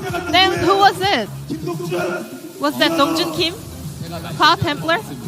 I think I made a mistake. I just want to say the fans were the biggest motivation for us, and we'll keep just doing the hard work. 자, 그리고 뭐 스프링 때도 말씀드렸 And show me the couple ring. They're still wearing it. 그 커플링 그거 맞죠? 바뀐 거 아니죠? This is not the different one, right? No, this is the same one. You said after Worlds you made a promise. Anything would you like to add on to that? Well, I'm getting married later this year, so on December. I'm a bit sorry that I didn't actually make a real propose or something yet. So I'm a little bit sorry for her. Well, any message for her here on the stage? I think you want it. I mean, it doesn't make sense. You're not proposing to her when you're gonna marry. We have a lot of players to do the interviews, so let's just pass on to them. I just want to thank all the people in our office, our manager, and also the coaching staff who was doing such hard work. They were really having a hard time during the losing streak. And also all the players.